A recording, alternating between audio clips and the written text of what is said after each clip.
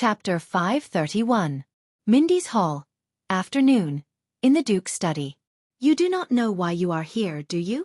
When he heard the question, Thales raised his head in the study and looked at the person in front of him with faint puzzlement. It was an old woman. She sat in an amiable manner across him. She had a weathered face, but she gave off an elegant air. The nun who served behind her was no more than 16 or 17 years old. She wore a veil and stood with a strict posture. The sunset emblem on their robes reflected a dark golden light. It actually fit the classical and trendy interior of Mindy's Hall very well. The only thing that was not right was that Gilbert was sitting on the other side of the room. He was staring at Thales' guest with a hostile expression. Just now, when Mallows led the teacher sent by Sunset Temple into the study with an expressionless face, Gilbert rushed over. His eyes were filled with surprise and wariness as he stared at the old woman. I know, this is a theology lesson. Thales gave Gilbert a questioning look and tried to call the woman before him by her title. Priestess. Meljen. The old woman, Meljen, shook her head. She still had a smile on her face. No, you do not know. Meljen smiled and pointed at the top of her head. Her smile was amiable, but her gaze was respectful. You think that you are here because of the arrangement of lessons and the need of tradition, but in truth, regardless of whether you are sitting here or I am here, it is God's will. The priestess' voice had a unique sense of mystery. God's will? Thales forced a smile out of politeness. All right. Over the past few days, the teenager had been curious about what his theology teacher was like. After all, the number of clergymen he came into direct contact with since he was young were few and far between. When he was a child beggar, he met dark night servants who were extremely passionate and neurotic. The Sunset Temple priests were compassionate and pious. They had a strong presence, and the Bright Moon priests in Northland were cold and unapproachable. But now, it seems like there are no accidents in the prince's theology lesson. Thales sighed softly in his heart. The priestess continued speaking. Sunset is our witness. Our fates have long since been intertwined. Once she finished speaking, Meljen's face turned pale. She immediately lowered her head and coughed violently into her handkerchief. Nia! A pained expression appeared on Megan's face. Thales was slightly shocked, but the young nun who stood behind the priestess seemed to have been prepared for this.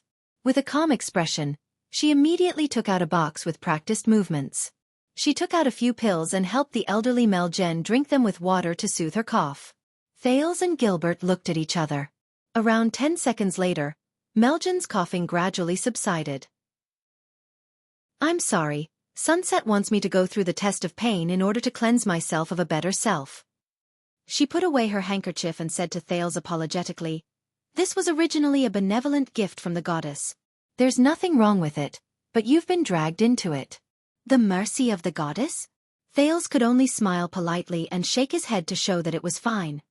As long as you're healthy. But before the Duke could say anything else, Megan, who had completely recovered from her coughing fit, closed her eyes and moved her fingers with a grateful expression. She made a few gestures that were so fast that they could not be seen clearly as she muttered some incantations. The setting sun knows my warning. Even the veiled young nun hurriedly put away the medicine box and started praying, looking very pious. Charlatan. Thales felt a little embarrassed when he was the one who started the conversation, and he quietly gave this comment.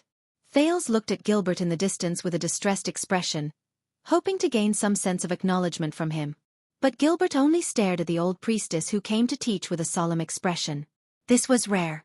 Once she finished praying, Meljen noticed Thales' gaze, and she turned around to look at Gilbert. Are you not going to leave, Count Casso? The old priestess had a smile on her face, and her tone was amiable. Those who did not know her might think that the two of them had been friends for many years. Then, Gilbert snorted softly. Count Casso's reply was not very polite. According to the previous correspondence with the church, the prince's teacher should be Vicar General Stylianides of the missionary department. The prince's teacher should be Archdeacon Stylianides of the mission department. He is a friend of mine for many years. He is knowledgeable and sincere in his faith. He is very suitable to answer the questions of students. Meljen understood what he meant when she heard him, and she was not offended. But I am the one who came? Gilbert narrowed his eyes. Based on what I know, in Sunset Temple, the priest department and the missionary department do not belong to each other. The head priestess leads the former, receives the oracle, listens to it, and listens to it. The archbishop leads the latter, deals with secular affairs, and manages the church. Gilbert's tone was rather rude, and it made Thales frown. Since when did the holy head priestess Xianxia become interested in the secular affairs of the missionary department, such as teaching nobles? Does Archbishop Zenon of your church know about this? The priest department and missionary department do not belong to each other? Thales suddenly realized that as a servant of God, Sunset Temple was not as simple as it seemed. However, Meljen continued to smile. She uttered a few words softly. His Majesty knows. At that moment, Gilbert and Thales' expressions changed at the same time. Priestess Meljen maintained a smile that no one knew was polite or sincere. She moved her fingers and made a praying gesture again. Sunsets has always been mysterious. It may seem unexpected at first glance, but if you think about it carefully, there must be a reason behind it. I hope that you do not mind, Count. The nun behind her quickly followed the prayer gesture to be in sync with the priestess. Gilbert's lips twitched, as if he was not used to being humiliated like this. The former Foreign Affairs Minister pursed his lips for a few seconds before he said resentfully, I will seek confirmation from Renaissance Palace. I will seek confirmation from Renaissance Palace. Maybe I will also give some advice. Priestess Meljen flashed a smile that said, welcome, or please go ahead. Thales frowned as well. Gilbert snorted, but he did not show any intention of leaving. Then, I believe that the tolerant sunset goddess will definitely not mind me temporarily listening to His Highness' lessons and sharing the grace of God. Priestess Liv Meljen? Priestess Meljen only curled her lips. She did not comment. She only paused for a moment before she ignored Gilbert. Instead, she faced Thales, who was behind the study table. So Thales about God, the old priestess said gently. How much do you understand? At that moment, Thales shuddered in his memory. A pleasant voice that he had not heard for a long time rose in his mind, and it brought him back to the past. When you think of gods, what is the first thing you think of? Thales was dazed for a moment. It's His Highness, Prince Thales. Gilbert dragged Thales back to reality with a hostile and dissatisfied protest. Count Casso said to Priestess Meljen in displeasure, please use honorifics. Megan, on the other hand, smiled and said, of course. But the priestess' eyes were fixed on Thales, waiting for his reply. Regarding God. The teenager gulped and made sure that he was not in some chess room in Dragon Cloud City. Then he said resentfully, well, a long time ago, there was a man called a god called Bright God. Megan's expression did not change as she quietly waited for him to continue. Thales tried hard to recall the general knowledge he had learned in the past 6 years, whether it was from Little Rascal's relish nagging or the boring ancient text in the Ming Shen Edict. The supreme bright God created the world. With a bang, heaven and earth were separated. The sun and hell's river faced each other from afar. In the gap between them, all living beings gradually formed. But as his attention was distracted by his memories, the prince's tone became more and more casual. Then, bright God got off work. He rested. The earliest gods began to take over.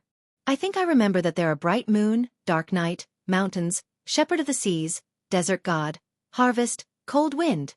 Thales scratched his head. Of course, the one with the greatest background is still Holy Sun, Errol. It is said that he is the sun itself, and he can be considered the bright god's son. Gilbert coughed loudly in the room. It's fine.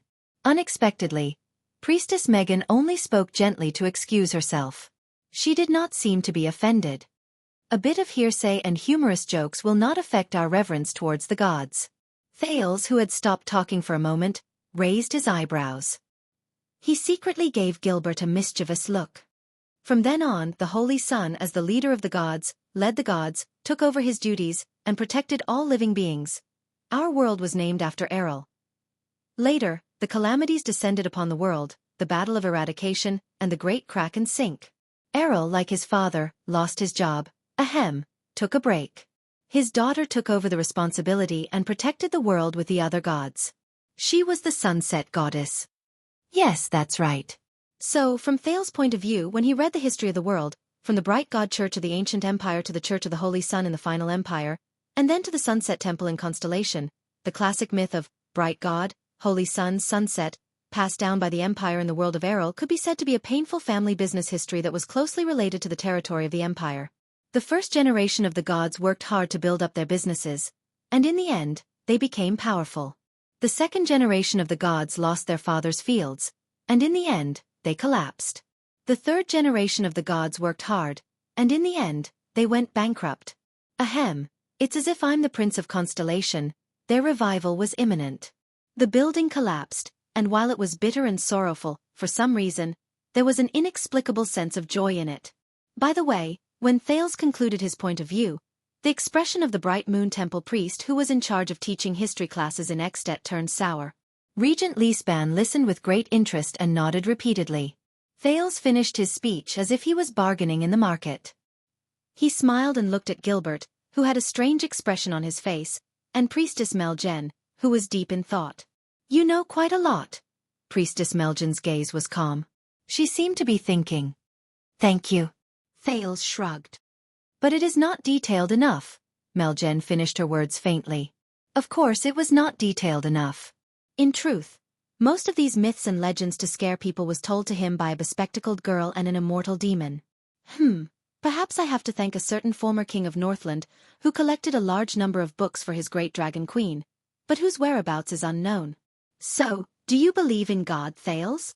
Priestess Meljen spoke again. Her eyes were sparkling. Do you believe that our meeting here was arranged by God? Thales quirked an eyebrow and cast a glance at the former foreign affairs minister. This time, he received the recognition he had been looking forward to for a long time from Gilbert's expression. Gilbert even sighed without bothering to hide it. I know, right? But Thales was still a prince. No matter how boring the people in this class were, he had to at least maintain the relationship between the royal family and the temple on the surface and ensure that both parties had a tacit understanding. The prince cleared his throat, and his expression became stern again. Of course I believe in Sunset Goddess. No, you don't. Meljen cut him off coldly. The old priestess stared straight at him. Her gaze was aggressive, and the wrinkles on her face were especially obvious at that moment. You do not believe in those ridiculous myths and legends, nor do you believe in the verified scriptures of the church, and you do not believe that a god like Sunset Goddess should be our ruler and where our faith lies. Thales was instantly stunned. Priestess Meljen snorted softly. Her gaze was clear, and her tone was stern. You would rather believe that this is politics, a strategy, and a fight. You would rather believe that our gathering here is a measure Sunset Goddess took to influence the royal family and the future king. You are just like Count Casso, who has a scornful expression on his face but insists on pretending to be serious. In the distance, Gilbert, who had been drinking his tea with the corners of his mouth curled up, choked. Ha! All of you are the same as most of the high-ranking people in this world, who believe that they are infallible just because they have a little power in their hands, have slightly higher statuses, have some knowledge, and have some achievements in their studies. You do not believe in God. You look down on God. Her words were too straightforward and ruthless. She left no room for negotiation. Thales had no choice but to put away his smile. Gilbert also put down his teacup. Meljen's tone was incredibly cold. Even the nun behind her could sense her aura. She glanced at the prince and the count in unease. So, you will not understand what it feels like to live in a world with gods. You will not understand what gods and beliefs bring to the world, and you will not understand how true believers live. The expressionless Meljen looked at Thales again and met his gaze. You will also not understand what you will discover if you sincerely try to understand the world of gods and beliefs. At that moment, Thales felt a little suffocated. It was as if she was the master of the study room at that moment. He sucked in a deep breath. Then, a part of your world will forever be missing. Meljen did not seem to care about his authority. She did not even give the Duke a chance to speak. This is bad. She leaned forward and stared straight into Thales' eyes. Very bad.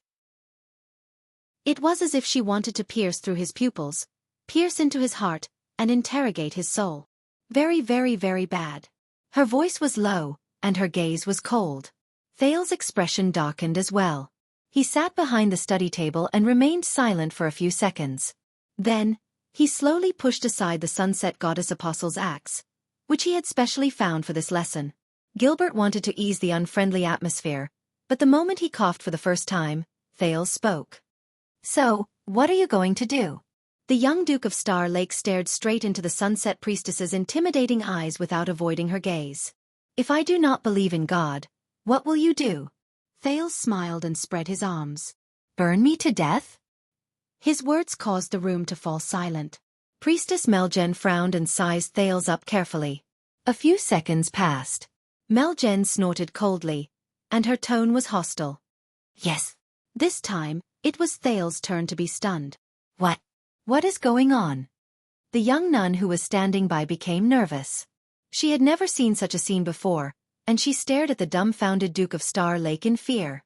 She seemed to be afraid that the powerful man would order him to drag her out and kill her, in a fit of anger.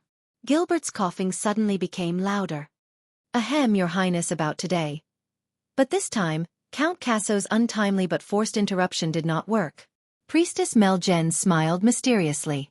She ignored Gilbert for the third time and added what she did not finish her sentence. "A long time ago, yes." When she said this, Thales' furrowed eyebrows relaxed. "Please, don't take a deep breath when you speak." The priestess slowly leaned against her chair, and her tone became gentle again. "So, Thales, will burning you change your faith? Will it make you believe in the existence of God, the glory of God, and the greatness of God?" In the distance, Gilbert sighed in relief. It was clear that he had given up on correcting the way she addressed Thales. Thales blinked and forced himself to lift the corners of his lips. Priestess Meljen smiled and picked up the teacup beside her. "Then why should we burn you to death?" Meljen took a sip of her tea. "You must understand that belief is not created through burning, much less slaughtering." The priestess spoke very slowly, but she was no longer as aggressive as before. "If I burn you to death just because you do not believe in God, it will only increase your disgust and rebelliousness. It will also strengthen your stance and will. It will not help the spread of belief, and it will also go against the God's original intentions." Meljen put down the teacup and stared at him. "What is formed from fear will not be a firm belief. It will only be a gradual accumulation of endless hatred that will eventually be vented. Believe me, history has long since proven this." Meljen cast a glance at Gilbert, who was frowning as well. She spoke faintly.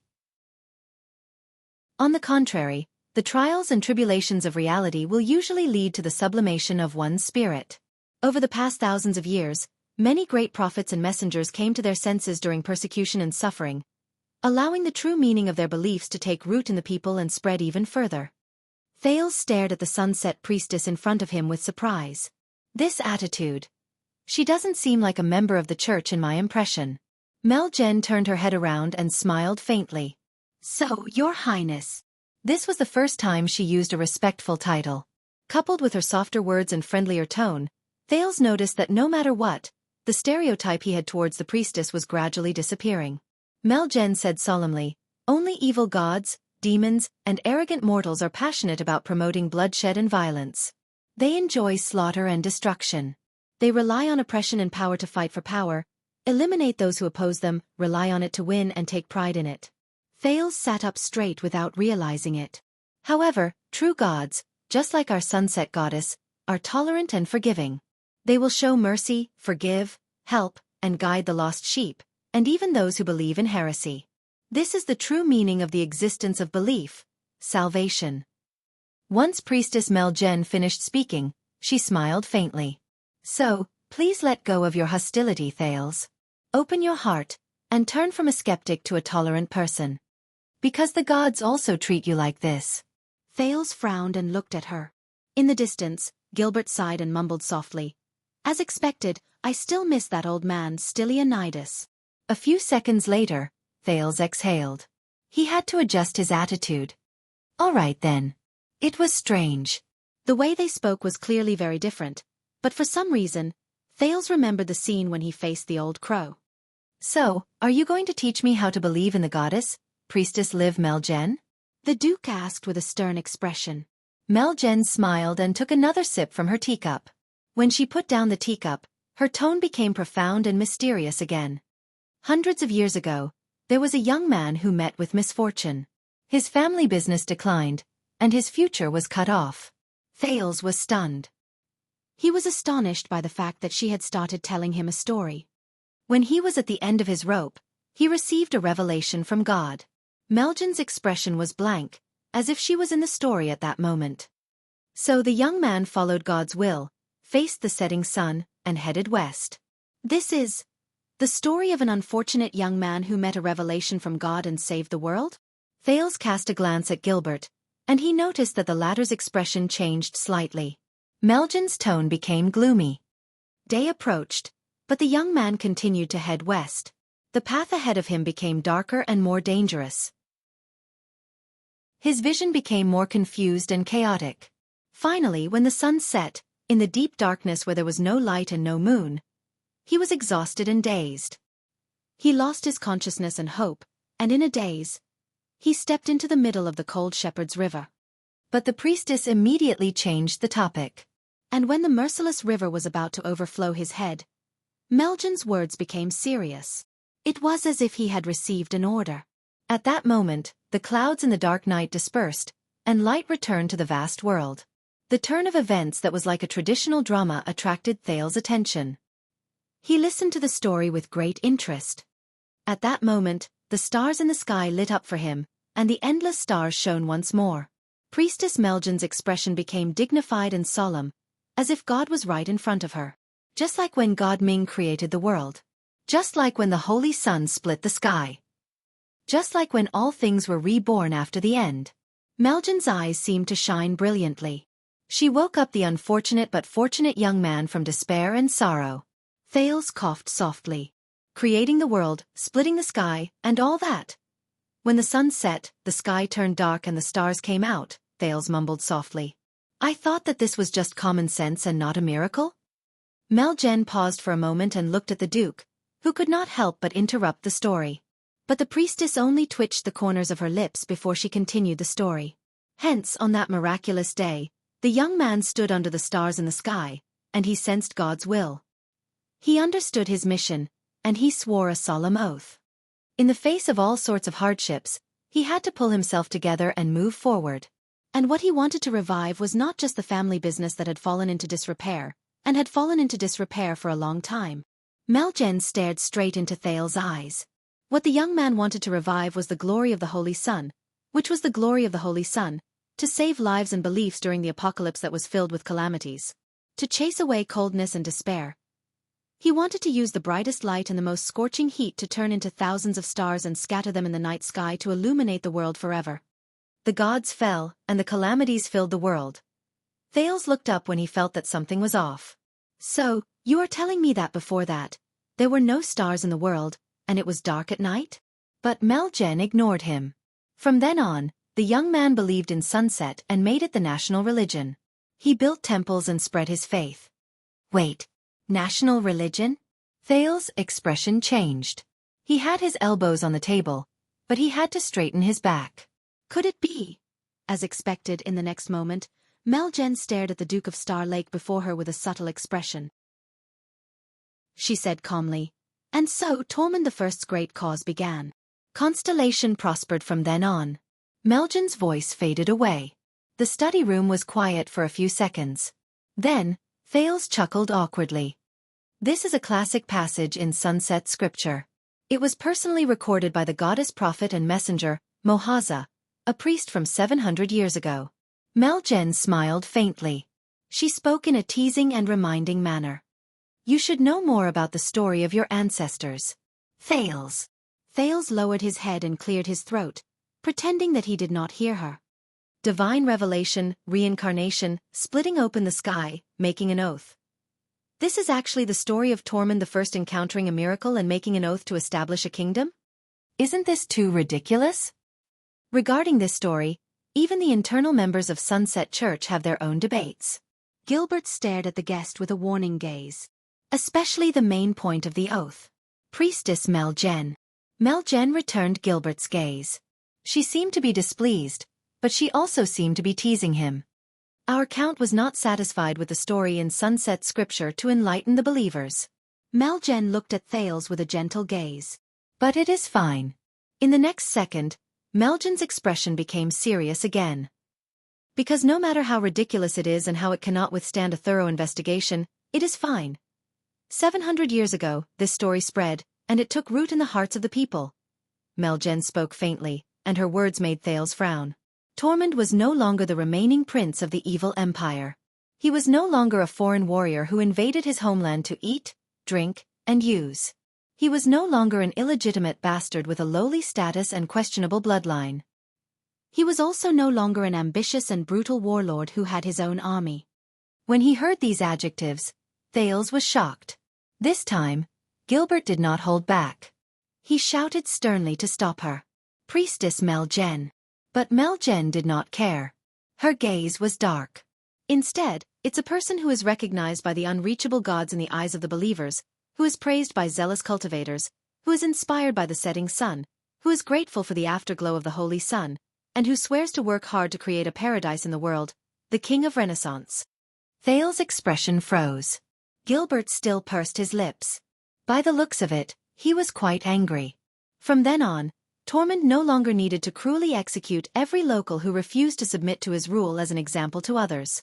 He no longer needed to be wary of whether the water from the well he fetched from the village was poisoned to ensure his safety. He no longer needed to worry about finding a reliable place to stay or a source of soldiers so that he could fight again. Thales' expression became more and more serious. He understood the meaning behind her words. Until the day he succeeded in his hegemony, and the kingdom was established, Sunset Goddess became the guardian goddess of the Jade Star royal family. She witnessed the coronation and death of every king. Priestess Meljen spoke with a serious expression. From then on, Sunset Temple and the Jade Star royal family's fate were intertwined, and it was difficult to separate them. Intertwined with the Jade Star royal family's fate, Thales quietly repeated these words. Suddenly, he felt a strange sense of familiarity. Meljen paused for a moment before she spoke faster. From the 1st century of the calendar of eradication, King of Peace Kessel I renovated the temple. He took in a large number of believers and was praised by all. Blade, Tormund II appointed Bishop Longdong as the prime minister. He obeyed the will of the heavens, spread his faith, and enjoyed the credit of expanding his territory. Benevolent King Sumer I was a devout believer. He practiced what he preached, and in the end, he moved the goddess. He received the miracle of rain, and he resolved the drought that lasted for years. Six-fingered, Horus I swore an oath under the Sunset Temple statue. He received God's protection, and the people were united to fight against the heretics who came from the other side of the ocean. Jackal Sumer III made a declaration. He proclaimed the national religion, and he established his faith. Virtuous King Mindes III promoted theology. He sealed the scriptures and taught it to the cultivators. Every time Meljen spoke of an example, Thales' thoughts would jump, and he was forced to search for the knowledge that matched what she said in his history lessons. But at the same time, he could not help but notice that as the priestess spoke, Gilbert's eyebrows gradually furrowed, and his coughing became more intense. For the sake of the kingdom, Thales, if our hearts are not united, it will be even more difficult for our strength to be united. Let me ask you, if your people's beliefs, what they respect, and what they care about are not the same, you will not fit in with their world. Then, how will you rule the kingdom when you sit on the throne in the future? Her words caused Thales' expression to gradually turn solemn. He suddenly realized that the theology that the other party was talking about and the theology that he understood were far from the same kind of thing. And the truth behind these stories is that we have always lived in a world with gods, regardless of whether you acknowledge their miracles and understand their might. They might seem to be so high that we cannot reach them, but they have never left our world, and they have deeply affected our lives. Meljen's expression darkened. They are sometimes mysterious, but sometimes obvious. They seem to have traces of them, but we cannot figure them out. Priestess Meljen straightened her priest robe and said softly, "Their words are as powerful as 1,000,000 soldiers. This is the power of faith." Thales was silent. He did not speak for a long time. But a few seconds later, Meljen's tone became lively again. Priestess Meljen ignored Gilbert's frowning expression and said with a smile, "Hence, my duty in this class, Thales." Meljen stared at him straight in the eyes. "Thales, my duty in this class is not to encourage you to believe in something, not to point out where the true God is, and not to teach you how to memorize the rules of the scriptures. Instead, during the process of discussing this question with you, I am to help you discover the relationship between yourself and God, and to help you understand the distance between yourself and God." Meljen stared at him. "To help you better understand yourself." regardless of whether you are immortal right now, or if you will rule the kingdom in the future. Thales frowned slightly. Understand? Myself?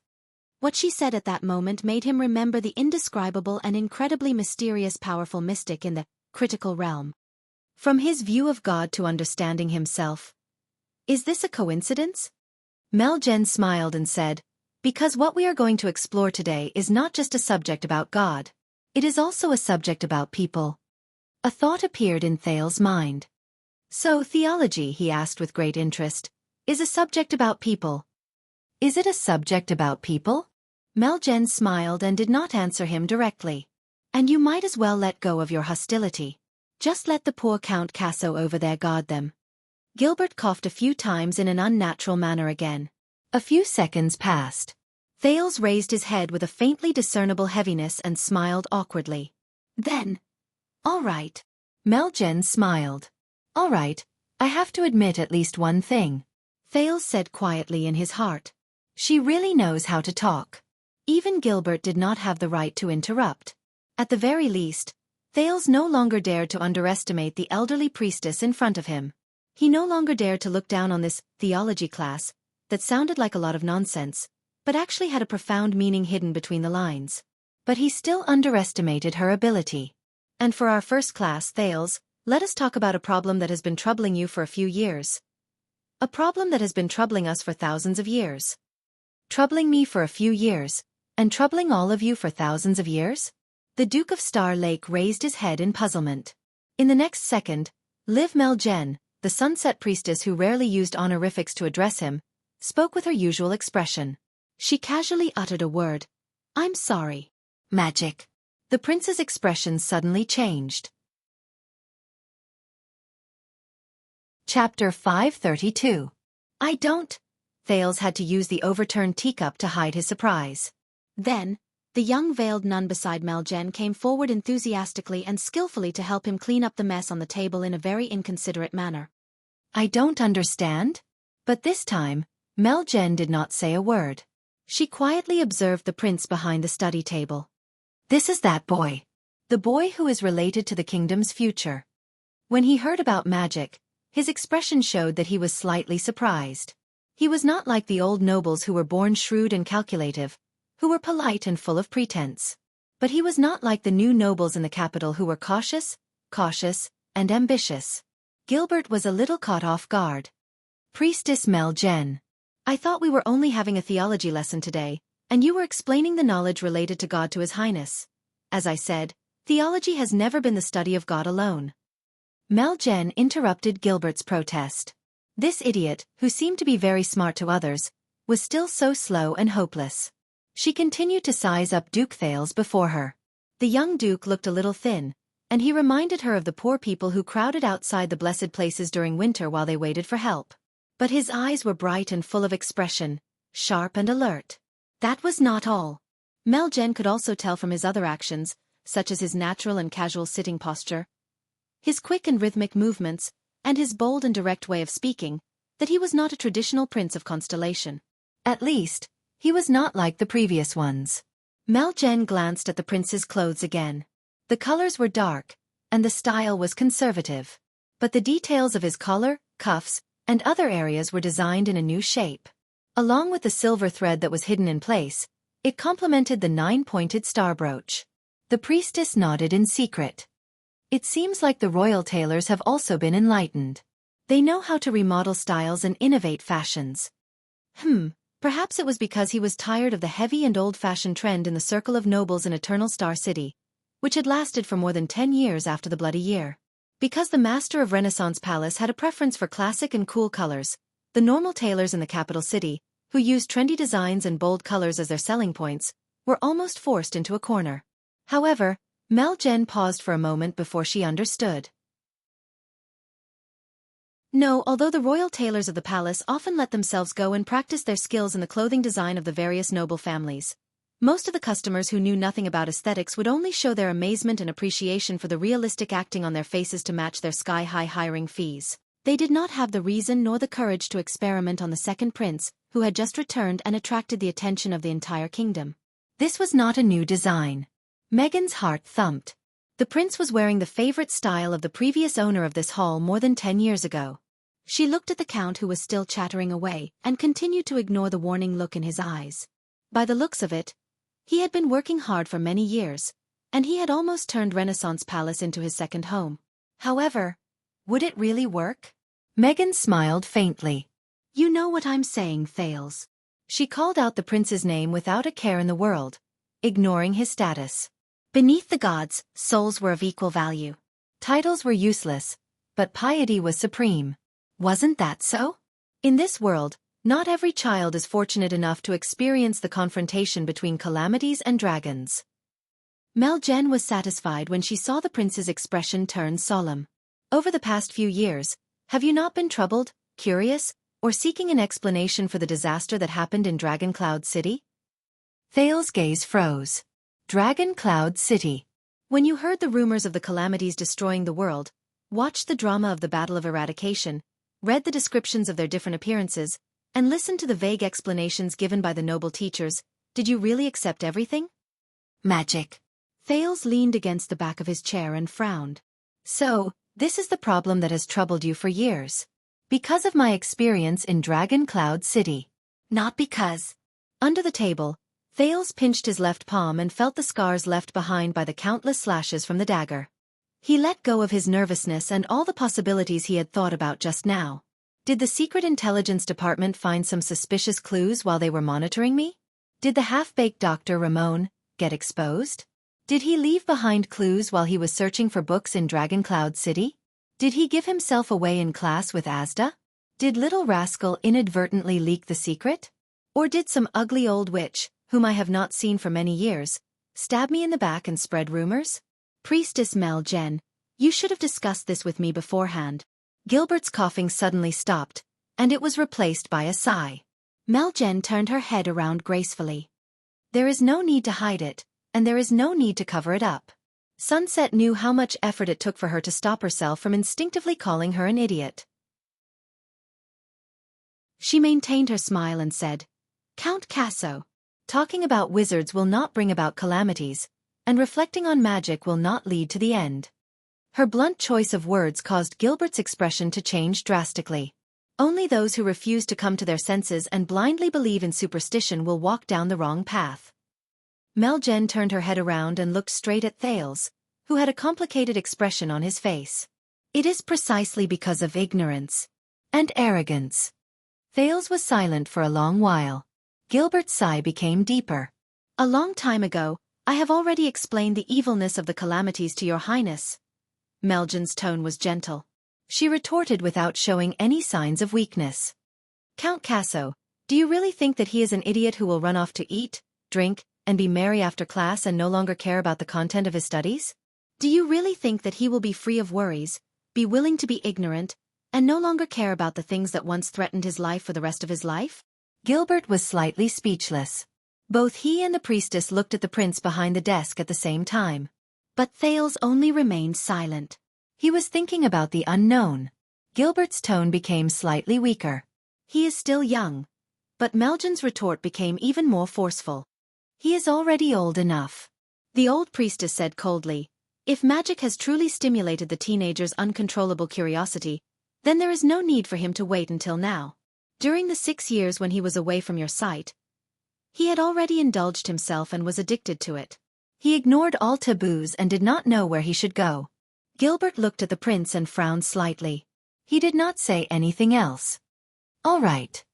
The teenager, who had been filled with complicated thoughts and had become nervous a few seconds ago, exhaled. All right, indeed. The prince's tone became relaxed again. I do want to know. Thales smiled faintly and said sincerely, magic and the calamities? Gilbert talked about it a long time ago. The extensions also talked about it a little, but not much. Gilbert's expression changed again. Look, Thales. All the gods know thy perplexity. Meljen looked at him amiably. She looked confident.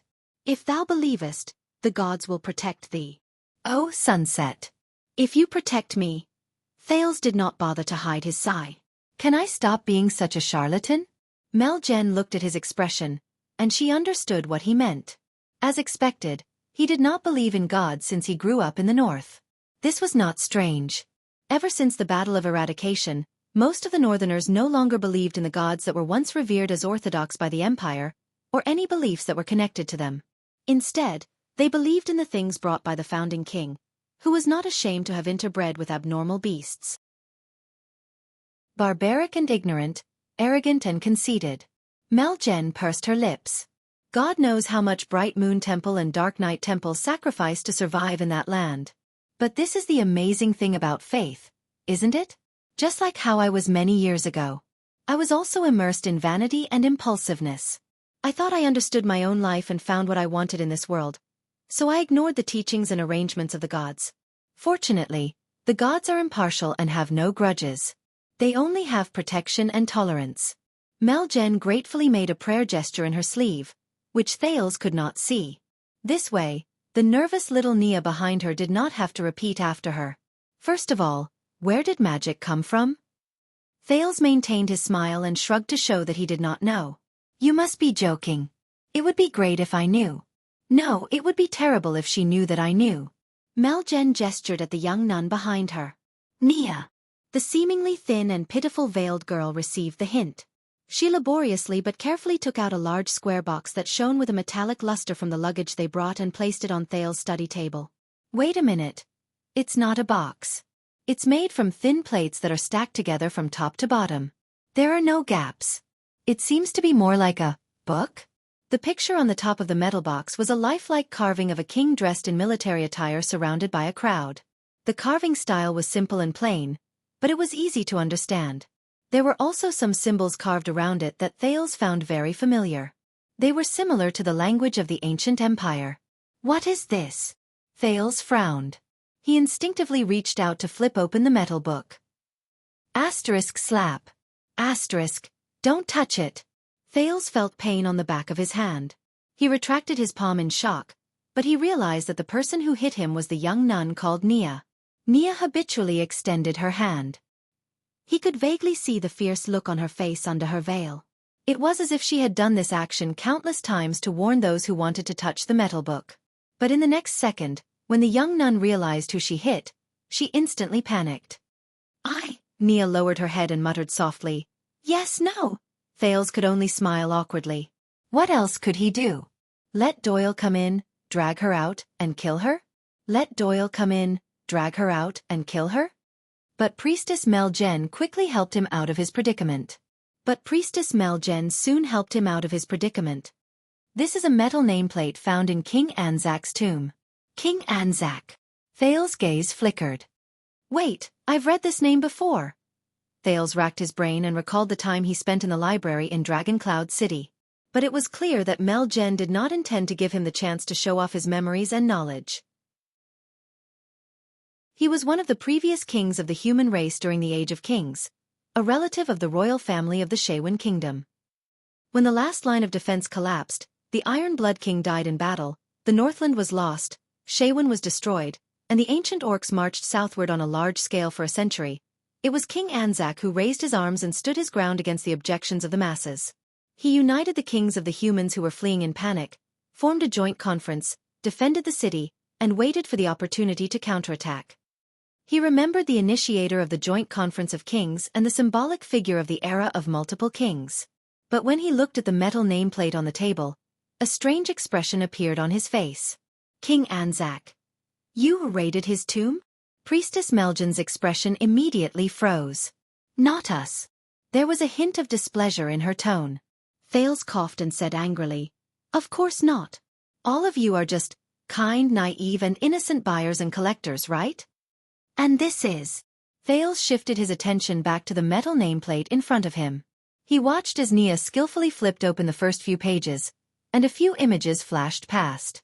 The city walls collapsed, the sentry posts were destroyed, and countless people were beheaded. A huge figure came over with human heads and weapons in his hands. He approached a group of soldiers who had nowhere else to run to. The king on the cover was sitting at a round table. He waved his arms and spoke passionately. In ancient times, before paper and printing existed, people recorded important events in history on the nameplates made of special alloys so that they would not forget them. Mel Jen sat in her seat and said faintly, Based on what I know, some places, including Northland, still retain this tradition. Thales remembered it. When he was still in Northland, it was said that the White Blade Guards' legend of the White Blade Guards was written in this manner. But Thales could not understand it. After hundreds of years, the White Blade Guards' records should weigh dozens of tons. Could the dead-faced man with thin arms and legs carry it? In the distance, the shocked Gilbert wanted to go forward, but he could not lose his composure. He could only crane his neck to look over. Thales could see the amazement he felt towards the metal nameplate in his eyes. At the very beginning, before the world was completely explored, when beliefs were still divided, and when humans were still insignificant and lowly, Melgen spoke slowly at a moderate pace. And Nunnia flipped the page cooperatively. On the page, the crowned kings looked tiny. They stood back to back with a group of huge figures. At that time, the humans were surrounded by powerful alien races that did not fit in with them. The bloodthirsty orcs who worshipped their ancestors went south to expand their territory. The elven kingdoms who worshipped nature were at the height of their hegemony, and the dwarven kings who worshipped iron and fire were ambitious. There were also great dragons and adversity beasts. Thales moved. What? Melgen had no choice but to stop again. She sighed. A certain archaeological discovery showed that many years before the appearance of humans' pictures and words, our world was ruled by many gigantic beasts. They were unimaginably huge. The great dragons were just the head of them. They traveled between the sky and the earth without fear. They ruled over the mountains and the oceans. They used the world as their hunting grounds and the living creatures as their slaves. They did whatever they wanted to the insignificant insects, and they displayed boundless might. It was only then that Thales understood. Nia flipped to another page. A man with a crown stood at the top of the city wall. Many figures stood beside him. Some of them held weapons, some were dressed in long robes, and some leaned on their staffs. Among human beings, there is such a group of strategists. With their experience and wisdom, they give advice dutifully in the tents of the tribes, in the palaces of the nobles, and in the towers of the cities, trying to fight for a chance of respite for human beings. They were no different from Count Casso over there. In the distance, Gilbert's expression became a little darker. At that time, the dangerous environment practically forced the humans, who had the lowest status and were the weakest, to a dead end. Nia flipped to the next page. The engraving on this page attracted Thales' attention. In the boundless sky, an indistinct figure appeared in the picture of the sun. It looked down sternly and extended its arm to the king and his strategists. Until the gods looked down and pitied the weak. Melgen's words became more profound. Prophets and gods' messengers descended one after another to point out the future path for humans and spread the faith of the gods. And the group of people I mentioned? Melgen raised her head. Some of them accepted the gods and their faith. They were pious and humble. Others are skeptical, and some even scoff at it, disapproving of it. Thales shuddered. He then saw Nia flip to the next page. Under the sun, the man with the crown stood in the middle. There were a few groups of people standing beside him. The two groups at the end of the left and right were the most eye-catching. The people on the right bowed and worshipped with humble expressions. The people on the left stood with their backs to the king, and their movements were different. Thales' expression became solemn when he saw the two groups of people standing beside the king. Melgen's words continued. The former built churches, rooted themselves in the people, and educated the people. The latter gathered together and formed their own faction. They opened up a different path. Melgen's words changed. And this was the beginning of the division between faith and magic, priests and wizards, temples, churches, and magic tower. Thales could not help but speak after he figured it out. What? He looked at Melgen. She only smiled faintly. Now, do you know why the knowledge about the mysterious magic that has disappeared in the past is only mentioned in our theology classes? Thales was in slight disbelief. Faith and magic come from the same source. The old priestess became serious. She said sternly, they depend on each other and prove their importance. Thales stared at Priestess Melgen in a daze. Countless thoughts flashed in his mind. Melgen did not stop talking. She had the presence of a towering mountain. Even Gilbert could not help but become solemn and serious. They were originally brothers, and they were both enlightened by the gods. Melgen sighed slowly. But the eldest is loyal, and the youngest is rebellious. There was a faint hint of respect in Meljan's words. But they worked hard for one goal: the survival and prosperity of humans. Thales listened to her in shock and bewilderment. He thought that this was another way of speaking. Faith and magic, religion and wizards come from the same source? The eldest son of God remolded the people's spirits. He brought them the belief to protect and save the people. He made them cast aside their weakness and dispel their fear. The youngest son of God gave the people powerful weapons, so that they could move more freely in the victory that was bound to come. As Nia flipped through the pages, many scenes on the metal nameplate entered Thales' eyes. Escape. Banquets. Mobilization. Weddings. Celebrations. Wars. Funerals. There were many more. But those two groups of people would occasionally appear. Those who bowed always sang loudly during ceremonies and banquets, while those who turned their backs always appeared on battlefields and city walls. Thales looked at the simple but profound carvings and frowned. As the two of them worked together without saying anything, humans gradually rose to power and counterattacked. Meljan's tone softened a little. The old priestess took a deep breath and sighed with emotion. In the end, on Quaker ice plains, in that unprecedented battle where both sides placed all their chips on the line and gambled on the future, King Anzac and the other 6 human kings charged into the orcs, tens of thousands of heavy infantrymen with their pious faith and 3,000 cavaliers who faced death with equanimity. Thales was instantly shocked. This story is... They never came back, but at the cost of their lives, they successfully killed the ancient orc supreme sacred chief. Nia flipped to the last few pages. The king was covered in wounds. He hugged his sword and lay quietly in the middle of the battlefield. But the huge figures holding human heads had long since disappeared. Only countless tiny figures held their horses and spears as they surrounded the king. They raised their flags and stood solemnly. In the sky, the clouds dispersed, and light shone on the battlefield. Having lost their holy chief, the leaderless ancient orcs were defeated. Meljan raised her head and spoke in a clear voice. Hence, the battle that started a new era was called the Holiness Exorcism Campaign. Thales fell silent. Panting lightly, Nia laboriously closed the metal inscription book. The 10 or so pages covered the records of King Anzac's magnificent life from 1,000 years ago. The Holiness Exorcism is over, and the old times have changed. The bravery of the orcs is no longer terrifying. The rule of the elves has declined, and the arrogance of the dwarves has disappeared. The fear brought by the great dragons and the disaster beasts has finally become an unverifiable legend. Thus, the foreign races hid themselves everywhere, and the faith of the gods spread throughout the world. Meljan's expression was gloomy as she looked at the sunset outside the window. The golden age of mankind is about to arrive. Stealing fragrance. Chapter 533. Nia closed the metal nameplate and dragged it back into the luggage laboriously again. In a short period of silence, Thales thought about the story on Anzac's nameplate. Or rather, the story Meljan told him through the nameplate. The old priestess averted her gaze from the setting sun outside the window and waited quietly for Thales. She seemed to have expected this silence. Faith and magic came from the same source. The Holiness Exorcism Campaign resulted in the rise of humans? Thales repeated the story.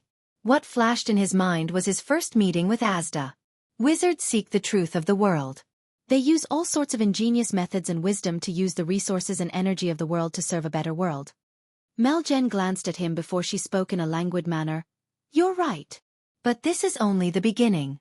There was a faint hint of pity in the old priestess' voice. Once the enemies from the outside are gone, differences arise. Their attitudes towards the gods and faith eventually caused the elder and the youngest to go their separate ways, and they gradually drifted apart. The elder and the youngest. So, this is their explanation. It's really hard for them to come up with this explanation that is similar to Abel and Cain. Thales sighed in his heart. The eldest son of the god versus the youngest son of the god. Loyalty, rebellion. If I did not know.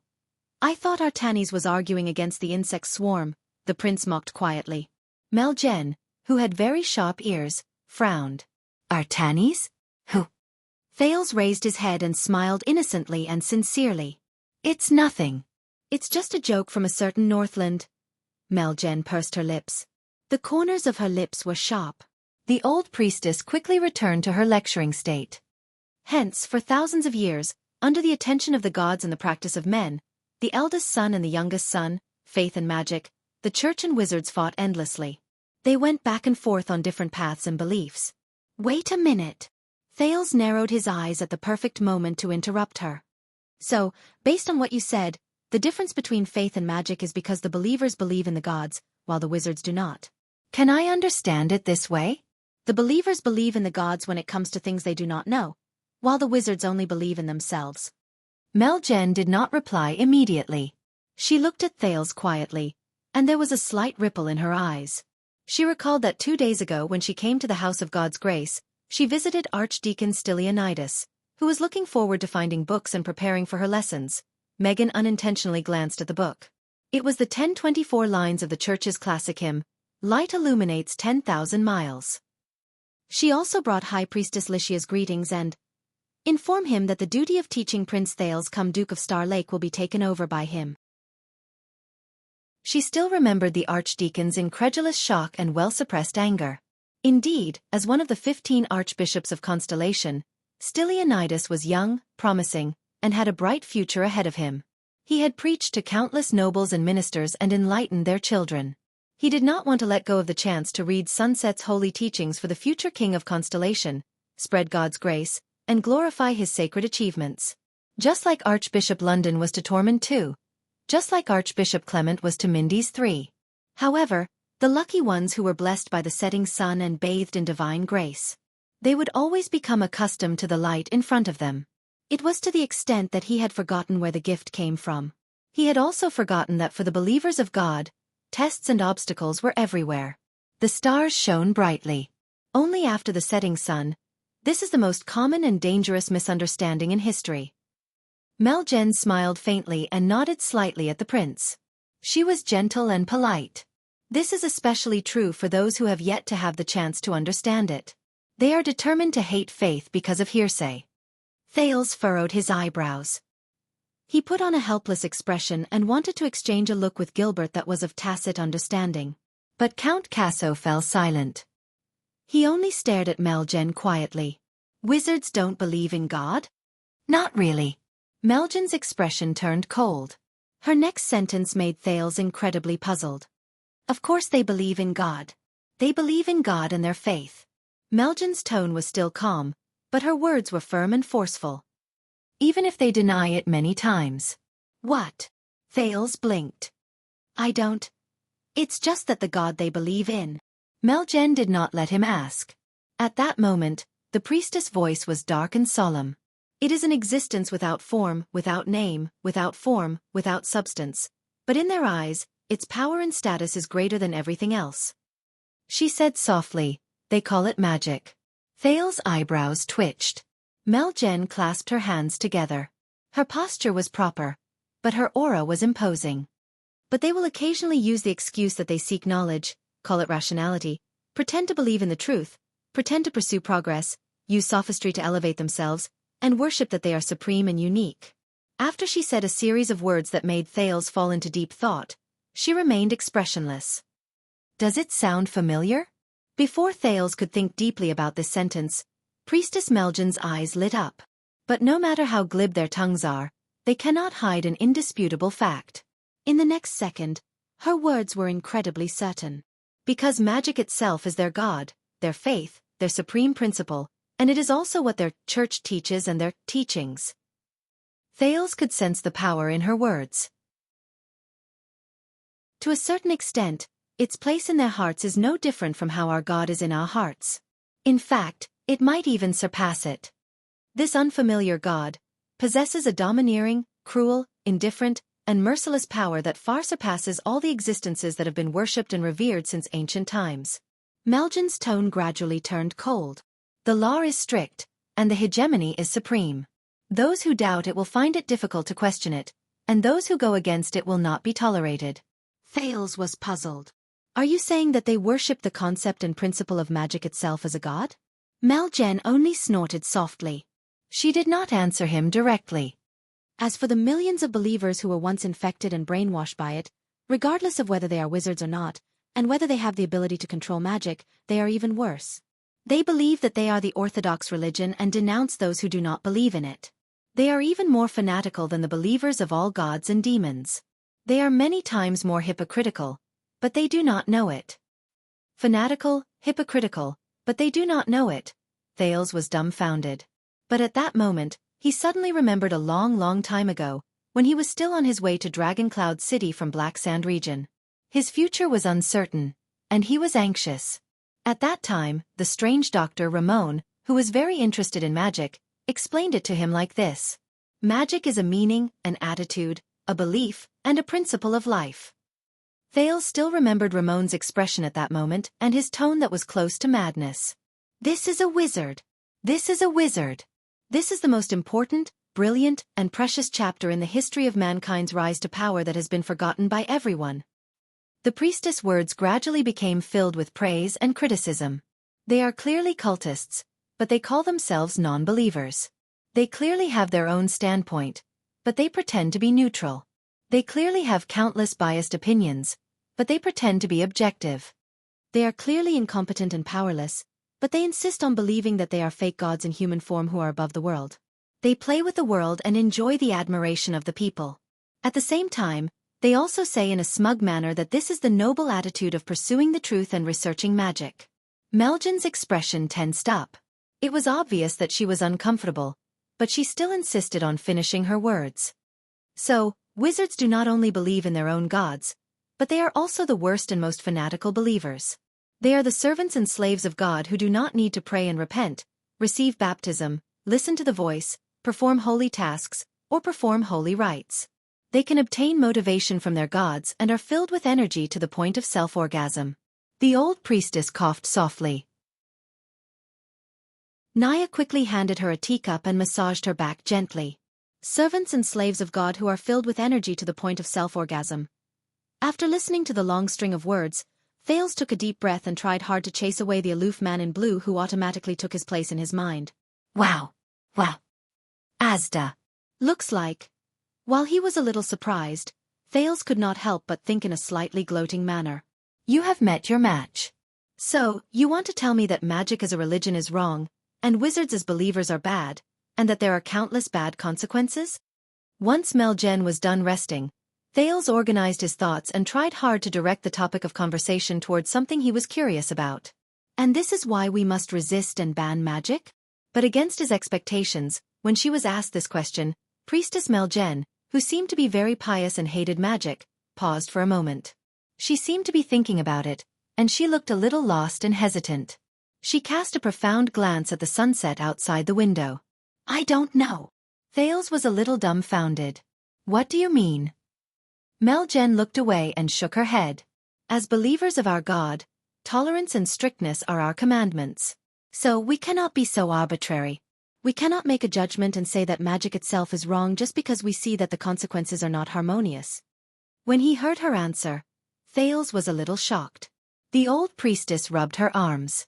While she thought about it, she said cautiously, at most, we can say that countless wizards in history, countless people who used magic and worshipped magic have done many wrong things.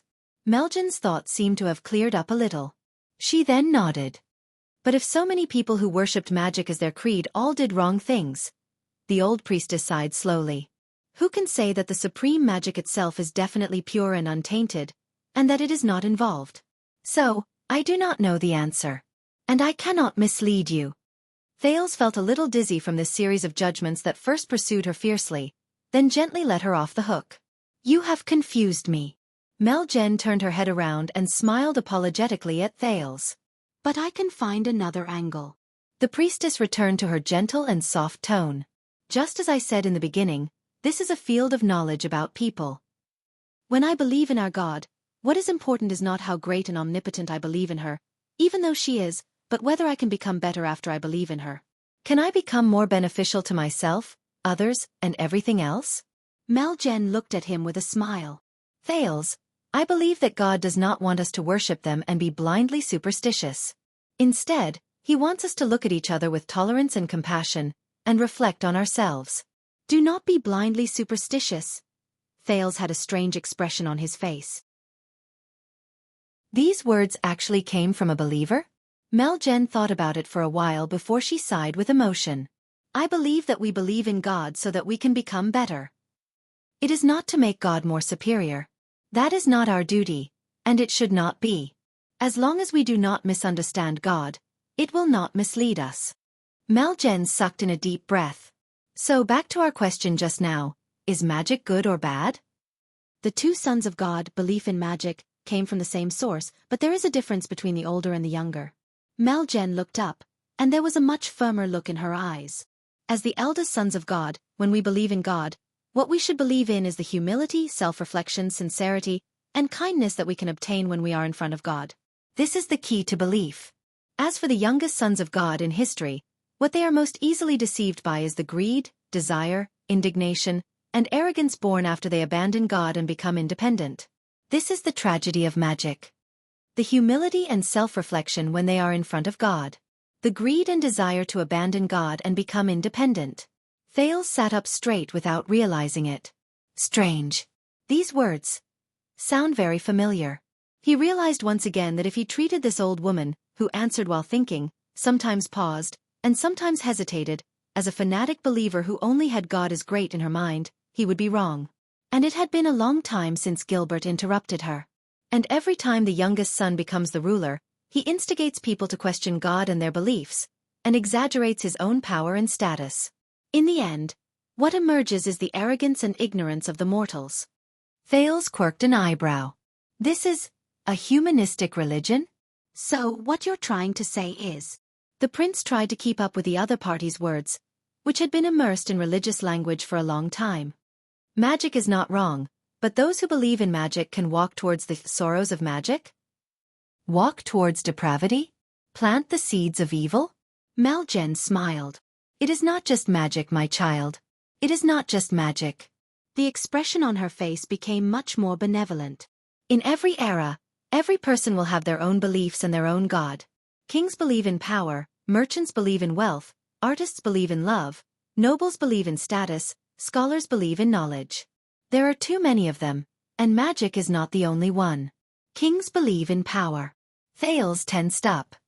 But no matter what you believe in, the faith in your heart that is originally flawless can be tainted, and it can be replaced without you even knowing it.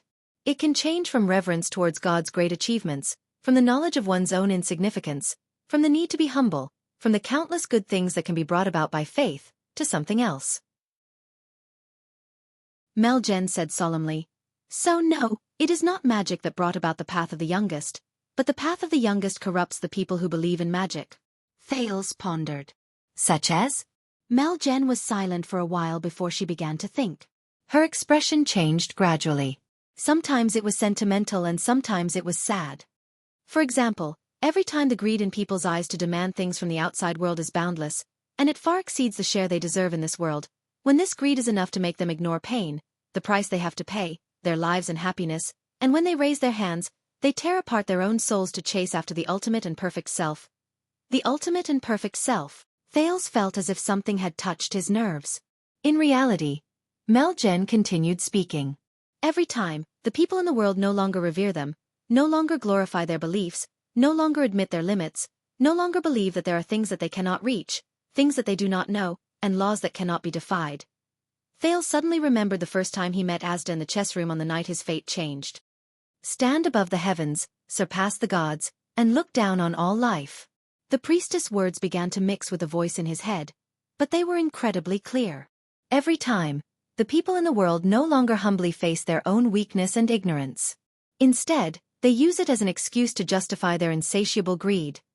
The prison of bones and the entrance to Black Prison flashed before Thales' eyes. The strange emblem that looked like a deep eye flashed in front of his eyes, along with a row of words under it. Leads to omniscience. Mel Jen's sigh traveled into his ears slowly. Every time, the people in the world pursue power and omnipotence at all costs.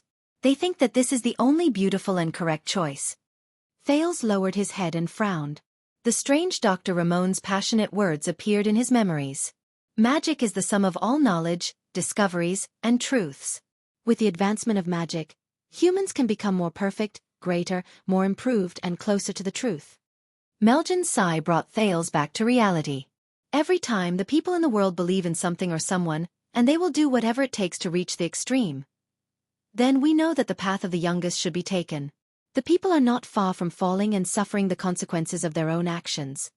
Mel Jen was silent for a while. She picked up the teacup that Nia had refilled. Thales quietly rubbed the scar on his left hand. He did not say a word. After a while, Mel Jen, who had finished drinking, said slowly, 2,000 years ago, the unified belief in the supreme bright God created the endless glory of the ancient empire. 1,000 years ago, the belief in the holy sun rose to power, and it witnessed the revival of the final empire. When she said this, yearning and respect could not help but flash in the priestess' eyes. But then, her expression became gloomy.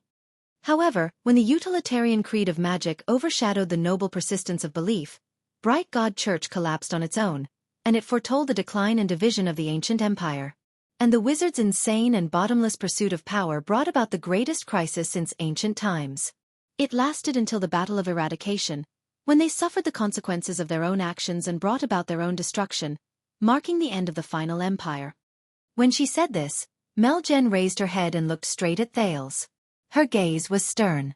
And you, child, you have long since seen the power, terror, cruelty, and madness of those monsters. In the distance, Gilbert wanted to say something, but did not. Thales sucked in a deep breath. He felt that his thoughts were in a mess. Calamities. Mel Jen observed him and nodded slowly. Calamities. And that is just one of the consequences of their actions, even though it is the worst. Even though he had obtained the answer countless times from the hints given by Ramon, Asda, and the ancient books, when the authoritative church in this world told him so openly, Thales realized that he still could not get used to it.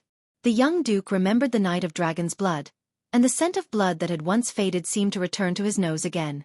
It made him feel nauseous. Remember, this is the path of the youngest. It is born of arrogance, and after experiencing countless things, it will finally lead to regret. It is the favorite of demons, the darling of evil, the cradle of calamities, and the starting point of misfortune. Mel Jen's tone suddenly became tense. And Thales, you have to be even more vigilant. The prince was slightly shocked. Me? Mel Jen said sternly. Because the path of the youngest has countless forms of harm. It will take on many forms, change names, and change forms. It will appear in various eras, and it will linger on like a shadow. Those who seize power will talk about survival, those who pursue benefits will talk about prosperity, those who indulge in lust will sing about freedom, those who seek status will use dignity as an excuse, and those who seek knowledge will use curiosity. Those who are blinded by a single leaf will bring about their own destruction. This is definitely not just an example of magic. Mel Jen paused for a moment. Thales sucked in a deep breath and tried hard to clear his chaotic feelings. He seized logic. But, based on what you said, Madam Priestess, could it be that your belief in your god will not become a victim of the path of the youngest? Mel Jen's expression changed slightly. Thales observed the man's reaction. For example, the people of the current era believe in the sunset goddess, so much so that they blindly believe in her and are fanatical about her. They will suppress those who oppose them at all costs, and they will go to extremes. Furthermore, your statement right now and your resolute answer have fallen into the trap of the path of the youngest, haven't they? The old priestess was silent. But against his expectations, Thales saw Mel Jen's expression turn a little gloomy, even though he thought that she was going to avoid the main point and use clever words to defend herself. Of course. Beside the priestess, Nia listened very seriously. Thales did not doubt that if she was given a pen, she would immediately start taking notes. It would be detailed and comprehensive, and she might even have her thoughts on the important points. Mel Jen sighed softly. Even though I do not want to mention it, yes, you are right. Thales frowned. During the years when our ancestors fought against magic, wizards, and the path of the youngest, Bright God Church, which spread far and wide, once recruited the temple guards to punish heretics. The generous and selfless Church of the Holy Sun also set up a court to correct bad habits and correct beliefs. Mel Jen's expression was solemn, and her gaze was wary. Fanatical believers do not care about bottom lines. They only care about their stance when they reject others. They suppress the remaining voices and believe that they are the only one in the world. The methods they use are also incredibly sinister, and they do everything they can. They are useless when spreading their religion, and their efforts are futile. They also make countless enemies, and their infamy spreads far and wide. In the end, they lose themselves, and their sins are grave. Mel Jen raised her head solemnly, as if the thing that pressed down on her shoulders was not the priestess robe, but a heavy history. That is the ugliest and most unbearable page in the history of belief and the church. Thales frowned and looked at her. To revere certain things and certain paths excessively, to infinitely elevate their high statuses, to cast aside respect and bottom lines, to look down on other paths and choices, and to ignore the will and meaning of others is precisely the disaster of the path of the youngest. In history, many of my brothers and sisters, who were supposed to be the eldest son of God's believers, gradually lost their original hearts and forgot their duty. In the end, they sadly walked down the same path. They were conceited, arrogant, ignorant, and unaware of their own selves. Mel Jen sighed softly, and it was clear that she felt pity and sorrowful. They did not pass the test, and they walked down the path that they should have tried their best to reject. When she said this, Mel Jen began to pray again, and it shocked Nia, who was listening attentively by the side. She also prayed in a flurry. Gods are perfect by nature, so perfect that they can even tolerate imperfections, such as their believers. Gods have limitless power, the priestess continued. But it does not mean that those who believe in them also have limitless power and supreme authority. They act on behalf of the heavens and speak for God. Mel Jen's voice echoed in the room, and it made everyone think deeply. So when we reflect on the disaster brought about by magic, we must also be careful. We must reflect, and ask questions. We cannot let our enemies, who we are most wary of, take advantage of us and fall from grace. Only by glorifying ourselves can we glorify God. If we believe too much in gods, it will be easy for us to lose ourselves. Mel Jen finished praying and did not speak anymore. As if everything had come to an end, the room was silent for a long time. Thales tried his best to get rid of the heaviness in his emotions and think of something lighter. Interesting. He curled up the corners of his lips. So, based on what Priestess Mel Jen said just now, not only can I not believe in God, I cannot believe in God too much. If I don't believe in God, my world will forever be missing a part. But if I believe in God too much, the path of the youngest will be waiting for me. So what is God? At Sundara. Chapter 534. Believing too much in the gods is also a sin. This saying. Thales sucked in a deep breath and asked this teasing and irreverent joke in an appropriate manner. Priestess Mel Jen, does your goddess agree? However, Mel Jen laughed. Her tone was relaxed. An excellent teacher will not like a student who respects him above all, thinks his life is his, borrows his power, and hopes that he will save them without realizing it or improving at all. Mel Jen cast a glance at Gilbert in a manner that was neither light nor heavy. Gilbert, who was already numb, could not even be bothered to change his expression anymore. Mel Jen spoke earnestly and earnestly. Those who believe in the gods should be humble. This humility also includes how you should view the gods and beliefs. A thought appeared in Thales' mind. How strange. That familiar feeling from before is here again. Then, magic and wizards. Thales tried hard to recall his original intentions. He also tried hard to steer the topic back to what he was interested in. What is the status of these things that have disappeared from history for a long time in your eyes? Victims? The culprit? The puppets of the path of the youngest? Or the soil and cradle? What is it that leads to the prohibition and taboo against magic? Mel Jen thought about it for a moment. In history, in the eyes of some of our traditional and conservative brothers, magic is the culprit. It deserves to be condemned by the people, and it deserves to die. Thales nodded as if he had expected it. But Mel Jen turned her head and smiled. But in my opinion, perhaps that is not the case. Thales was curious again.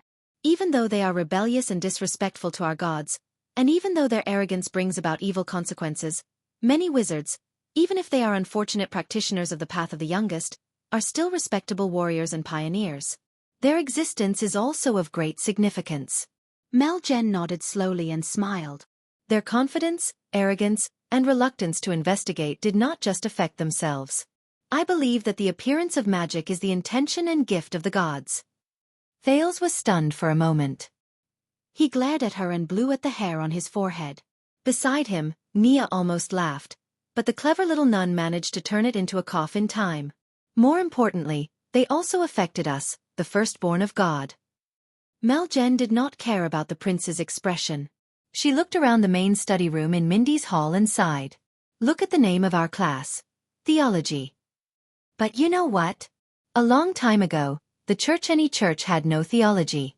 In the eyes of many brothers and sisters at that time, God was omnipotent, and all they had to do was carry it out. What was the point of studying theology? Thales suddenly realized something. It was only when the mages gained power and magic ruled the world that countless problems from the Three Towers, which could be considered a few organizations among the mages, began to threaten our existence. How did the gods receive faith? What is God?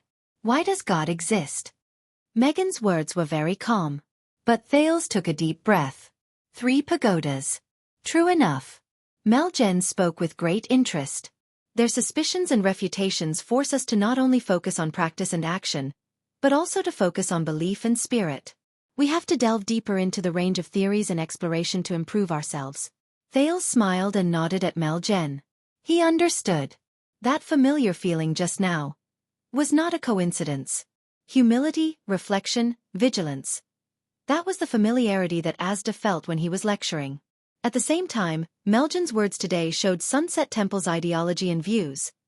That was definitely not the result of a religion, a church, or some believers shutting themselves off and working hard for thousands of years. Instead, it was the result and product of countless capable people who were motivated and worked hard for thousands of years while facing the challenges from the mages. Thales bit his lower lip gently. It was just as the old crow said, just like how At and Constellation influenced each other and shaped each other during their long confrontations. Magic.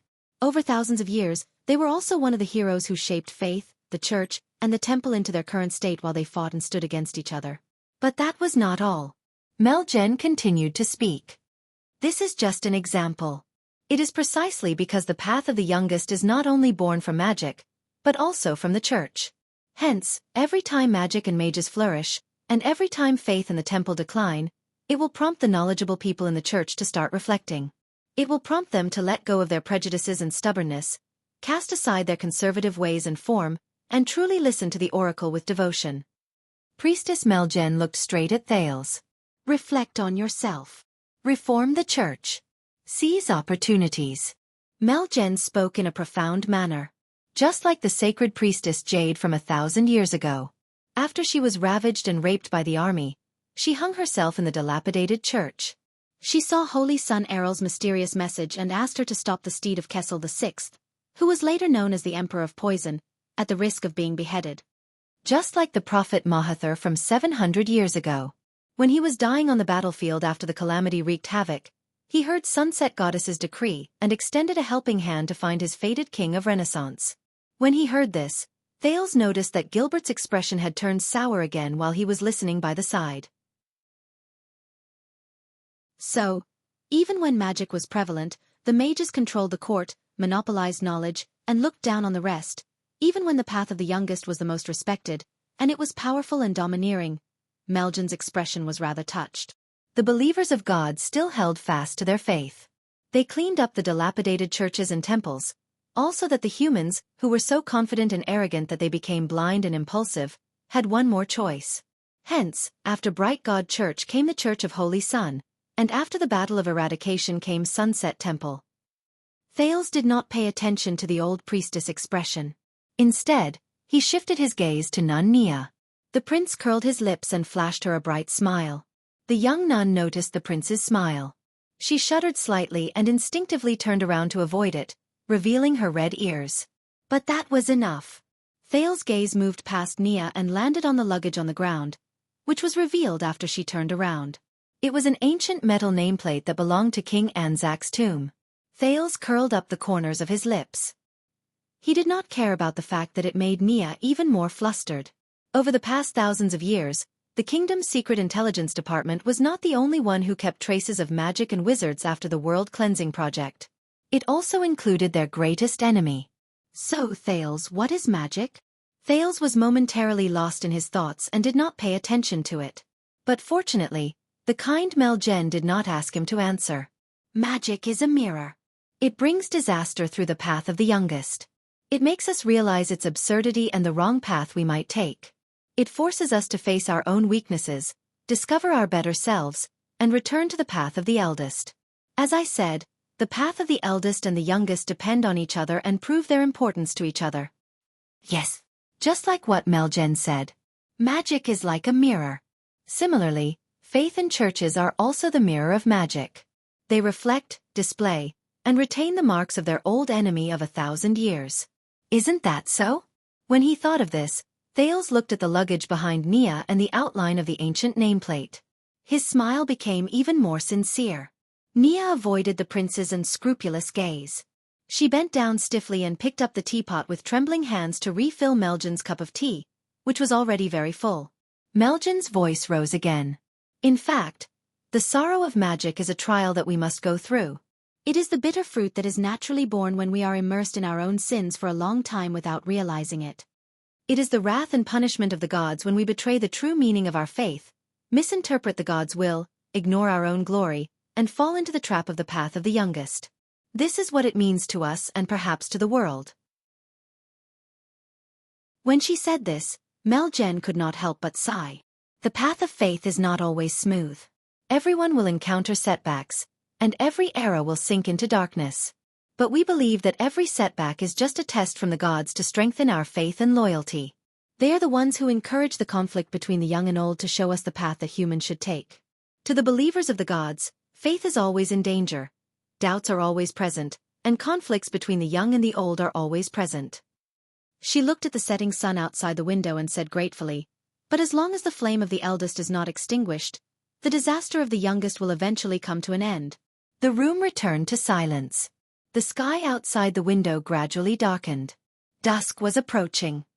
"Priestess Meljen, I have to say this." Thales suddenly spoke with half sincerity, and the other half was deliberate. "What you said today is indeed thought-provoking, and it will leave a lasting impression on me." Meljen smiled and bowed politely to Thales. "If I can inspire you even a little, it will be my fortune, and it will also be a gift from the goddess." Thales nodded gratefully. "So, if I have any doubts in the future, I can go to Sunset Temple and ask for your guidance in person?" Crack. Everyone in the room was startled. It was Nia. She had broken a teacup at some point in time, and she was picking it up from the ground in a flurry. Her ears behind the veil were extremely red. The people in the room had extraordinary self-restraint. The three of them only glanced at her before they looked away, as if they did not see her. "It is my honor, Your Highness." Sunset Goddess accepts every believer who wants to get close to her. Meljen seemed to be in a good mood. "You are welcome to visit me at any time. You don't even need to invite me in advance. I will have Nia receive you." Ah! The three of them looked away again. Nia had pricked her finger when she was picking up the shards on the carpet. She covered her wound and looked up at Meljen with tears in her eyes, as if she had been wronged. Meljen glared at the young nun in displeasure, and the latter quickly stood up nervously. Then, the old priestess coughed and stood up. She returned to her amiable state. "Let's call it a day." Thales stood up as well, and his smile remained the same. "So soon?" "That's great." Meljen smiled and pointed at the sky. "The setting sun has passed, and dark night is about to arrive." Her tone was a little profound. However, the starry sky is bright, and it foretells a myriad of things. It cannot be imagined. Thales blinked. "Is this a prophecy? The kind that flatters me? Besides the prophets and messengers of God, no one can make a prophecy." Meljen smiled softly. "But even if it is a prophecy, it is just a prophecy." Thales did not understand the logic behind her rambling, so he decided to just continue smiling. "Besides, Madame Gines told me to give you more time to rest." This caused Thales to be slightly moved. "You know Madame Gines?" "I know many people," Meljen said with a myriad of emotions in her voice. "And I have also seen many things. However, the things that God knows and has seen will only be more. However, they only remain silent and protect the living." Thales could only smile politely again. "God protects the living?" The teenager pinched the scar at the center of his left palm.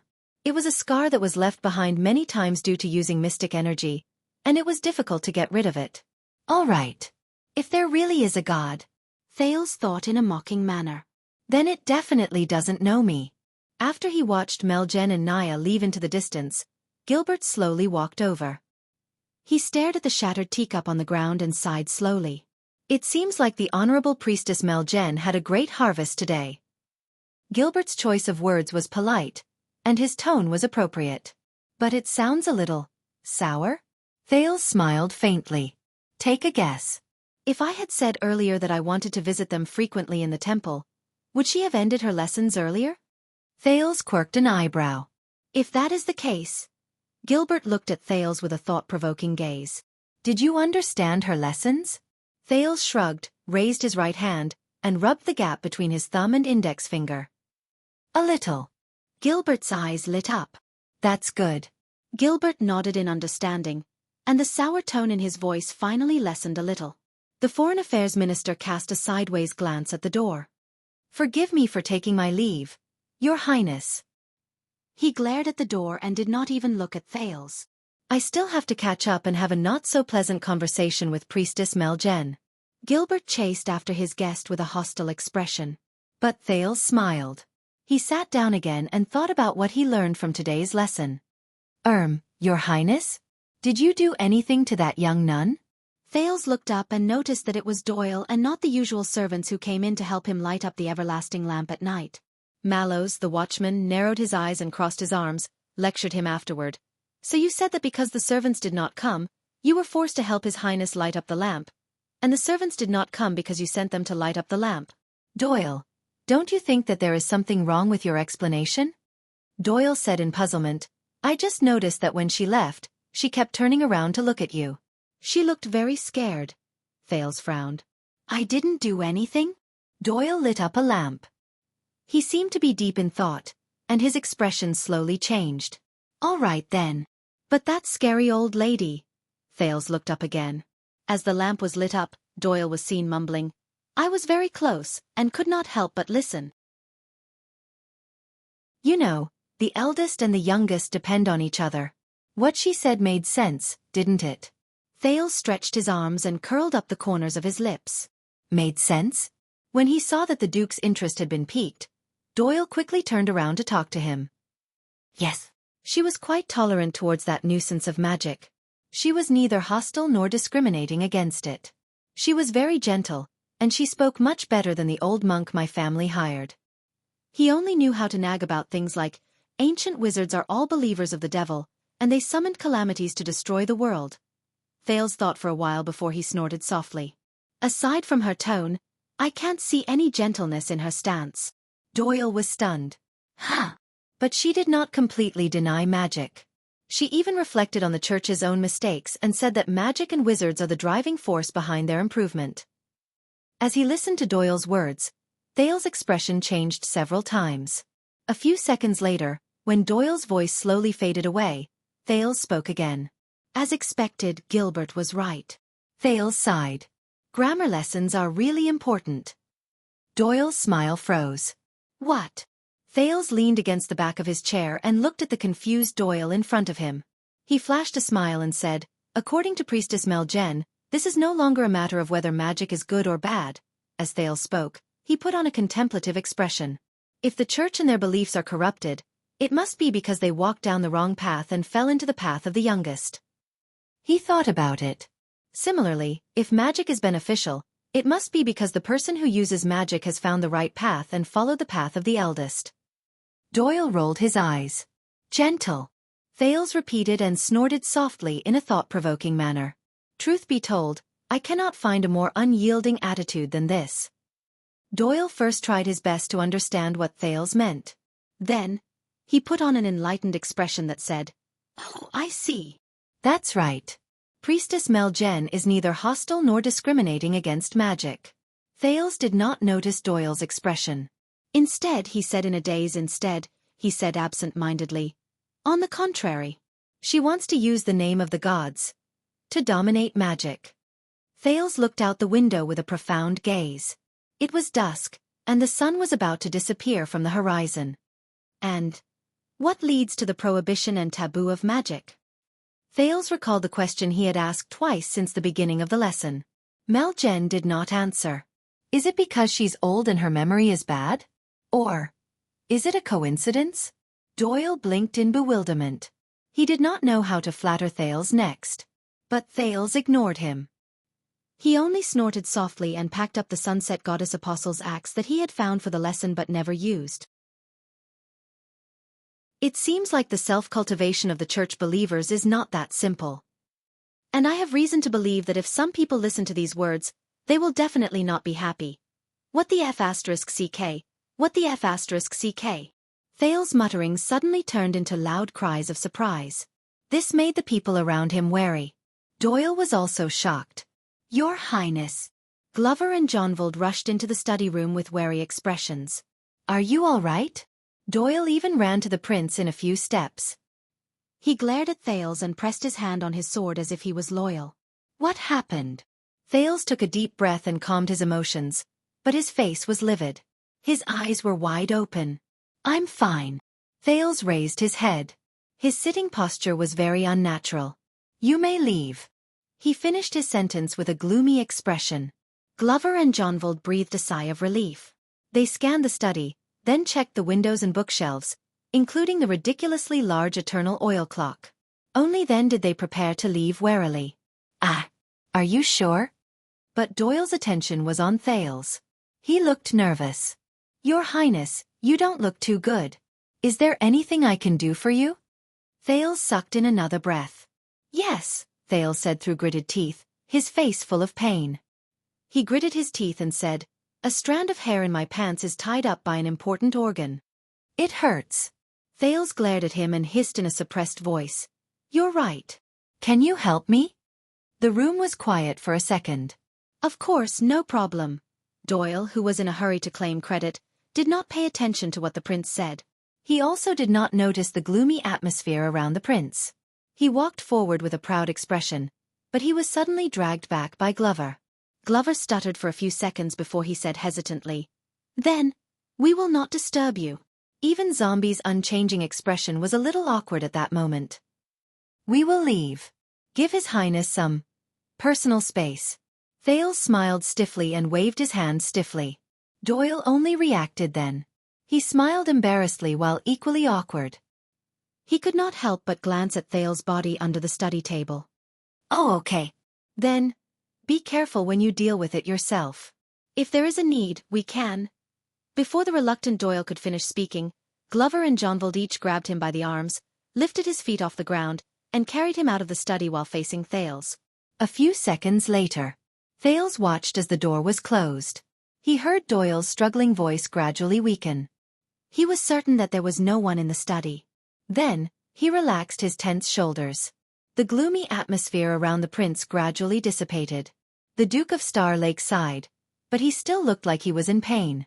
He lowered his head and reached his hand under the study table. He reached between his legs, which were tightly clamped together.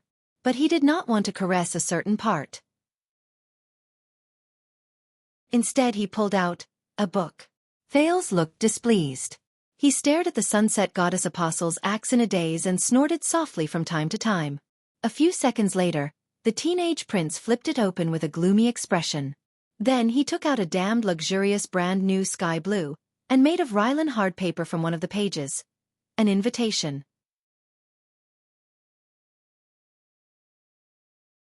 Chapter 535. Very good, Your Highness. Please straighten your arms. I want to confirm it again. Yes, that's it. Thales was like a dead fish in a hot pot. He widened his eyes and raised his arms with creaking sounds as the royal tailor spoke.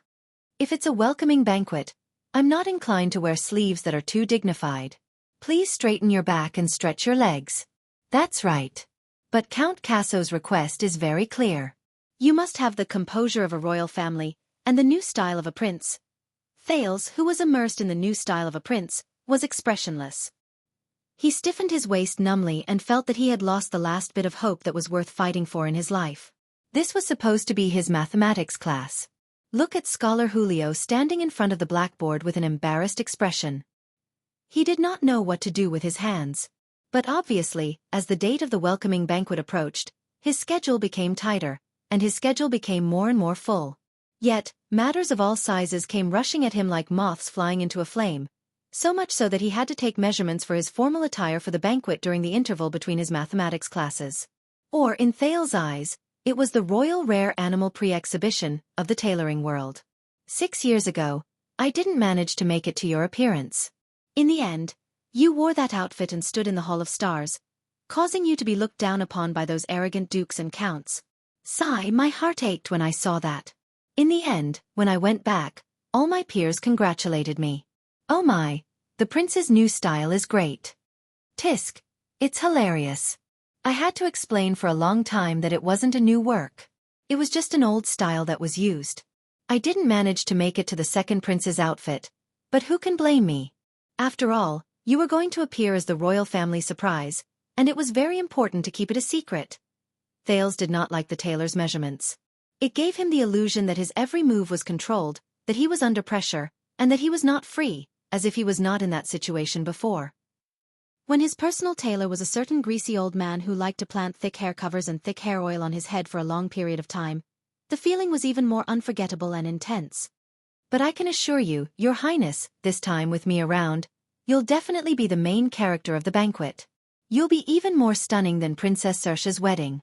You'll be even more eye-catching than Prince Herman's coming-of-age ceremony.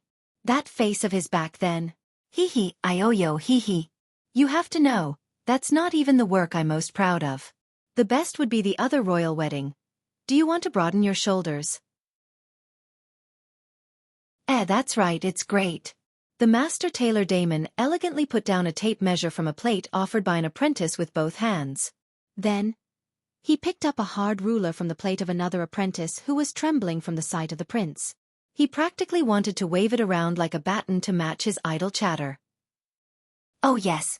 Originally, I didn't really want to boast, but since Your Highness has condescended to ask, Thales dared to swear on little rascal's name that he did not ask, I'm embarrassed to avoid answering. That's right. I was the one who designed and tailored their formal attire and customer service. Actually, it's not something worth mentioning. My work is my work. After all, my family has been tailoring clothes for the royal family since my great-grandfather's generation. At that time, the witch queen Vera, who was famous for being beautiful and picky, chose his work with just one glance out of so many tailors who were competing for the position. So, after all, my family has been around for so many years. Our reputation is tiring, and we're used to it. It's not a big deal. It's just that after our work was released, the tailors in the market always liked to copy our style. In just a few weeks, the entire kingdom would be using the same style. Sometimes, they would even copy one of our mistakes and treat it as a classic. What a joke. I'm not saying that we will make mistakes, Your Highness. It's just that I think there's a need to be humble. After all, after so many years, the Damon family is still the royal tailor. We're the highest judge in the fashion design competition in the capital city. We rely on being humble and low profile, making progress with an open mind, and being conscientious. Fortunately, someone saved him.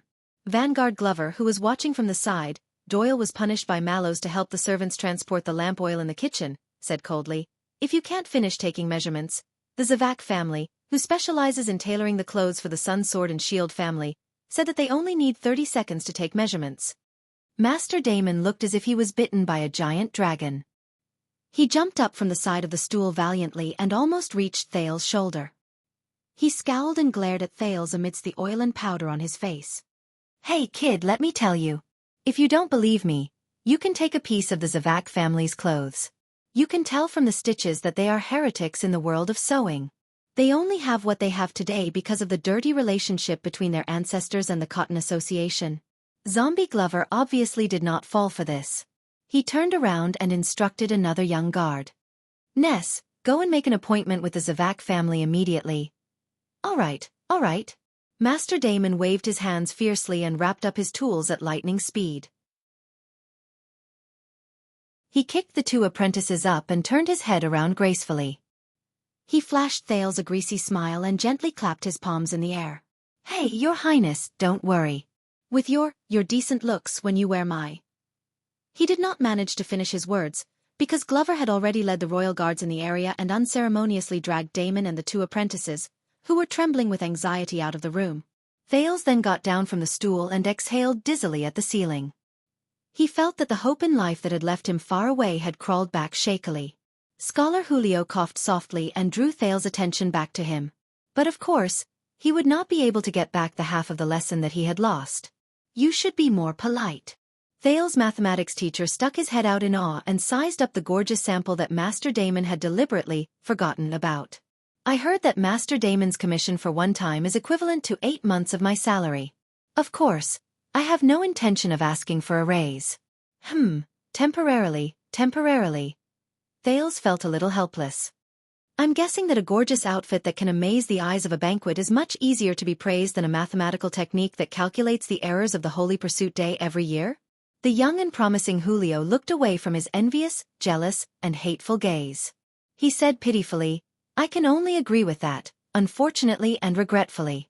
Thales smiled and returned to his desk. Very good, Your Highness. It seems that you can understand and apply Vice Bishop Lixia's concept of the two-dimensional coordinate system very well. So now if you calculate two related variables, it should be much more intuitive. Scholar Julio returned to his teaching mode. He held the syllabus in one hand and chalk in the other. He was worried about how he could finish the day's content in half of the lesson. Yes. Thales looked at the graphs and numbers on the paper and sighed. How astonishing.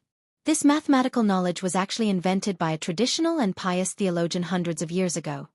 Julio's eyes brightened. During the era of Jackal Sumer III, Saint Lixia was not just a theologian. His achievements in mathematics were in no way inferior to his knowledge of divinity and philosophical speculations.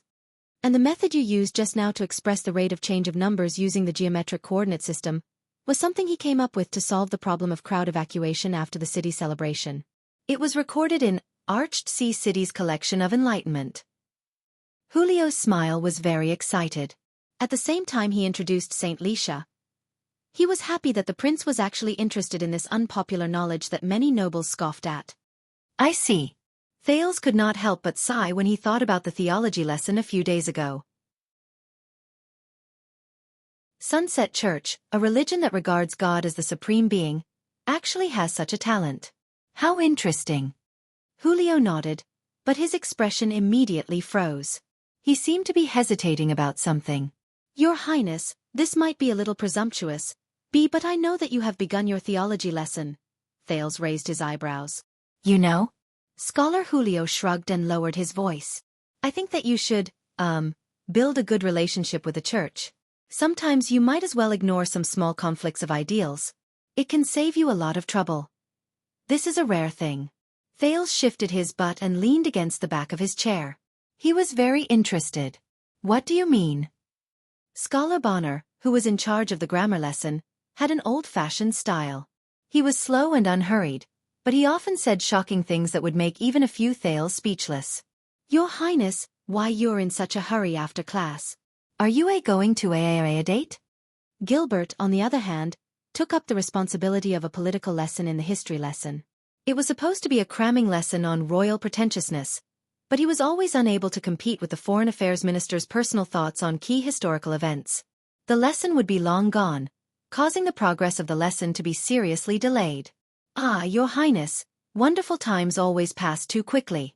Why don't you add another lesson today?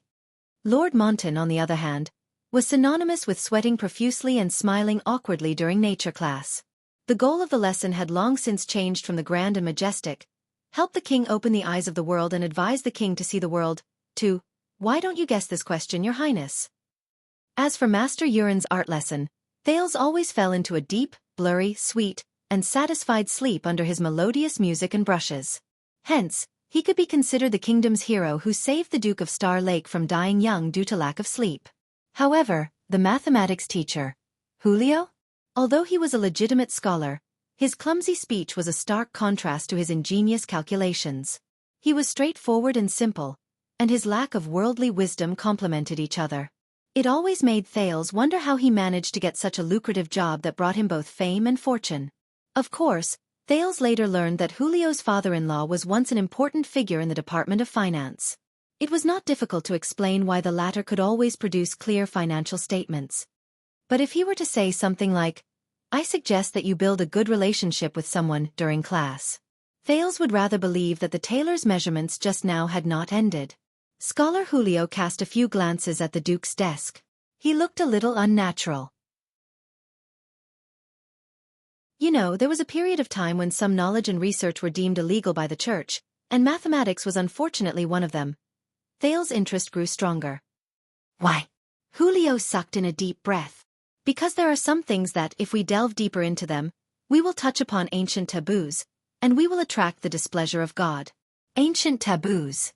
Thales thought for a while. And you believe in it? Julio shrugged innocently with a resigned expression. Of course not. But there must be a reason for everything that happened. For example, the knowledge of calculating the volume of liquid was once viewed as evil, and the owners of pharmacies were once forbidden from using measuring tools. As his speech became more fluent, Julio realized something, and his expression changed. I'm sorry, I'm not here to teach you history. No, I'm very interested. Thales raised his palm politely. Please do not hesitate to answer my doubts. Julio forced a smile, a little at a loss for what to do. Once he was certain that the prince was in a good mood, he spoke carefully. In short, a few hundred years ago, in the infamous Mbola tragedy, the main cultist priest was a pharmacist. His exquisite knowledge in pharmaceutics was the key knowledge they needed when they performed the living sacrifice. There was also the geometry of carving runes. Cultist priest. Living sacrifice. Carving runes. Thales raised his eyebrows. Julio coughed. Since then, pharmaceutics and geometry became infamous along with the legends of witches, demons, and evil gods. What does that have to do with my theology class? Julio was stunned for a moment before he remembered what he wanted to say. Oh, thank you for reminding me. I almost forgot the main topic. In short, at that time, the church, including Sunset Goddess, was still, traditional. For a long time, the scholars did not have a good time, even in Dragon Kiss Academy. If there was a competition of speaking long sentences in a halting manner, Thales felt that his father's masked protector should be able to come out on top. But Yodel could not let his guard down, because if they were to compete in long sentences outside of his field, then Scholar Julio would definitely be a strong contender for the title of champion. If they were to add going off topic, then there was no need to ask, he would bet his entire fortune on Julio. Thales glared at him. Until people like Vicar General Saint Lisieux, who had the status of the church and the ambition to expand their knowledge, safely carried out their research. It's all thanks to their foresight that you and I can be here. Scholar Julio stared at the numbers and symbols on the paper. His gaze was gentle and tender, as if he was looking at his lover. Studying these cute formulas while standing on the accumulated knowledge of our predecessors. Julio sucked in a breath, and his expression became solemn again. So, Your Highness, there is no harm in being on good terms with the church, especially when they are at the peak of their power, even if it is not to your liking. This way, a lot of difficulties will be easily solved. Thales stared at Julio with an unprecedented and thought-provoking gaze. What about you? Julio's eyes brightened. He raised his finger and waved it at Thales, as if he was presenting a treasure. Then, he pulled out a brass disciplinary chain from his chest. Look, I am a devout believer of Sunset Church, and I am also an honorary priest of Royal Light Academy's theology branch. I often go to the temple to pray, and when I return to the countryside, I often go to the church. Julio's eyes were full of smugness and flaunting. It seemed to be some kind of achievement. I study mathematics in the name of God. Thales snickered. This made Scholar Julio's expression stiffen. He did not know whether to lift or put his hands down. Why? Thales coughed a few times to hide his laughter. Why did you tell me specifically? Julio put down the disciplinary chain and wiped his hands on his clothes. Then, he carefully pointed at Thales' table. You have been holding that book for a few days. You almost made a handprint on the cover. Thales looked down. Pressed under his draft paper was the Sunset Apostle's axe. The Duke of Star Lake was stunned. A few seconds later, Thales pressed his head and sighed in resignation. How could he make such a low-level mistake? Was it because he was under too much pressure after returning to Constellation? If he were in Northland and in Heroic Spirit Palace, Thales would definitely be cautious enough to change a new book every day so that he would not be easily discovered. Well, he could not say that. After all, Nicholas's intelligence was not to be underestimated. You are a smart child, Your Highness. Julio was a little worried. Not many people can understand so many complicated mathematical problems at your age. Not to mention that you just came back from the barbaric Northland. No offense. And people who have such thoughts are usually not satisfied with boring theological preaching and religious preaching. I know, I have experienced it, but... Julio pointed at the wrinkled cover of the ancient religious book. When you want to tear the book to vent your anger, don't let anyone see it.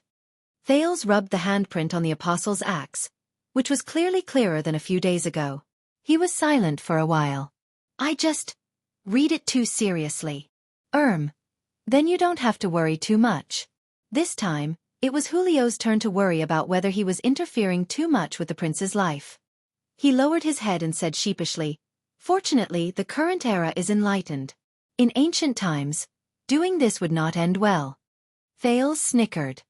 "Don't worry. At least, I'm neither too young nor too old. I can be considered a prince." More than 400 years ago, Alien Starherman was also the eldest son and heir of Ascension King, but he was still killed because of blasphemy. Scholar Julio's words came to an abrupt halt. Thales' smile froze. The room became quiet. A few seconds later, Julio realized what he had said. He stared at Thales in horror, then looked around in panic. Your Highness," Thales put on a stern face. "Scholar Julio, have we solved this problem?" "Oh, of course, Your Grace, Your Highness. Why don't we end the lesson?" Julio looked like he was about to cry. Thales was silent for a while before he raised his head and smiled. "All right." Julio heaved a long sigh of relief. He picked up his teaching materials and tools and left in a fluster. He did not even remember that the disciplinary chain was still hanging outside his clothes. Your Grace, about what I said today. Count Casso," Thales sighed softly. "Gilbert won't know." "Thank you, Your Highness." Julio left while trembling. Julio's back trembled violently. "Thank you as well," Thales said softly. Perhaps he knew that he had said something he should not have. Scholar Julio, who was used to dragging class, was much more considerate than usual. He even ended class half an hour earlier. During the history lesson in the afternoon, before Gilbert rushed over to talk about the political gains and losses of the King of Blades, Thales had a rare moment of free time. Thales sat quietly in the study room. His gaze wandered over the cover of Sunset Apostle's Axe, but he could not get over Julio's words. "Glover, close the door. I want to take a nap." The zombie at the door did not have any extra reaction. He did not ask about Thales' well-being, nor did he make a fuss. He just nodded quietly and closed the door behind him. His voice came from outside the door, giving orders to the guards on duty. Based on this alone, Vanguard Glover was indeed much more competent than Doyle. Low-key and obedient. Silent and cold. Never doing anything unnecessary. Thales thought gloomily. He was probably the type that King Kessel trusted. For some reason, when he thought of this, his heart tightened. If he had to choose, Thales still felt that it would be easier to get along with people like Doyle. "Why?" Thales sighed. He sized up the empty study room, put away the secret apostle's axe, stood up, and walked to the bookshelf behind him. The Duke skillfully pried open the mechanism on one of the baffles and pulled open the bookshelf. He entered the secret room in the study room.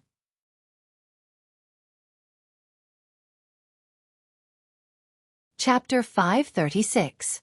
6 years ago, Gilbert had brought Thales here when he had just returned to the kingdom to avoid a wave of enemies' probing attacks. 6 years later, Thales became the master of Mindy's Hall, and this place was naturally used by him. Even though Gilbert believed that as Thales' identity was made public and the royal guards were stationed here, this place would no longer be of use. Thales locked the secret door from the inside and lifted the thick cloth covering the luminous stones. With the dim light, he looked at the small hole that allowed him to monitor all parts of Mindy's Hall. In the antechamber, Mallows was politely sending off the uneasy scholar Julio. Perhaps he would suspect that the restless prince had done something to tease his teacher again. In the corridor, Glover and his companions stood at their posts dutifully. Their expressions were as if they were asking for a favor. In the garden, Commodore and Praka, who had fought against Thales before, patrolled the area while they chatted. Thales lazily named this gathering as the Prince's Personal Punching Bag Exchange. In the scullery, Doyle crouched in a corner, bored and dejected.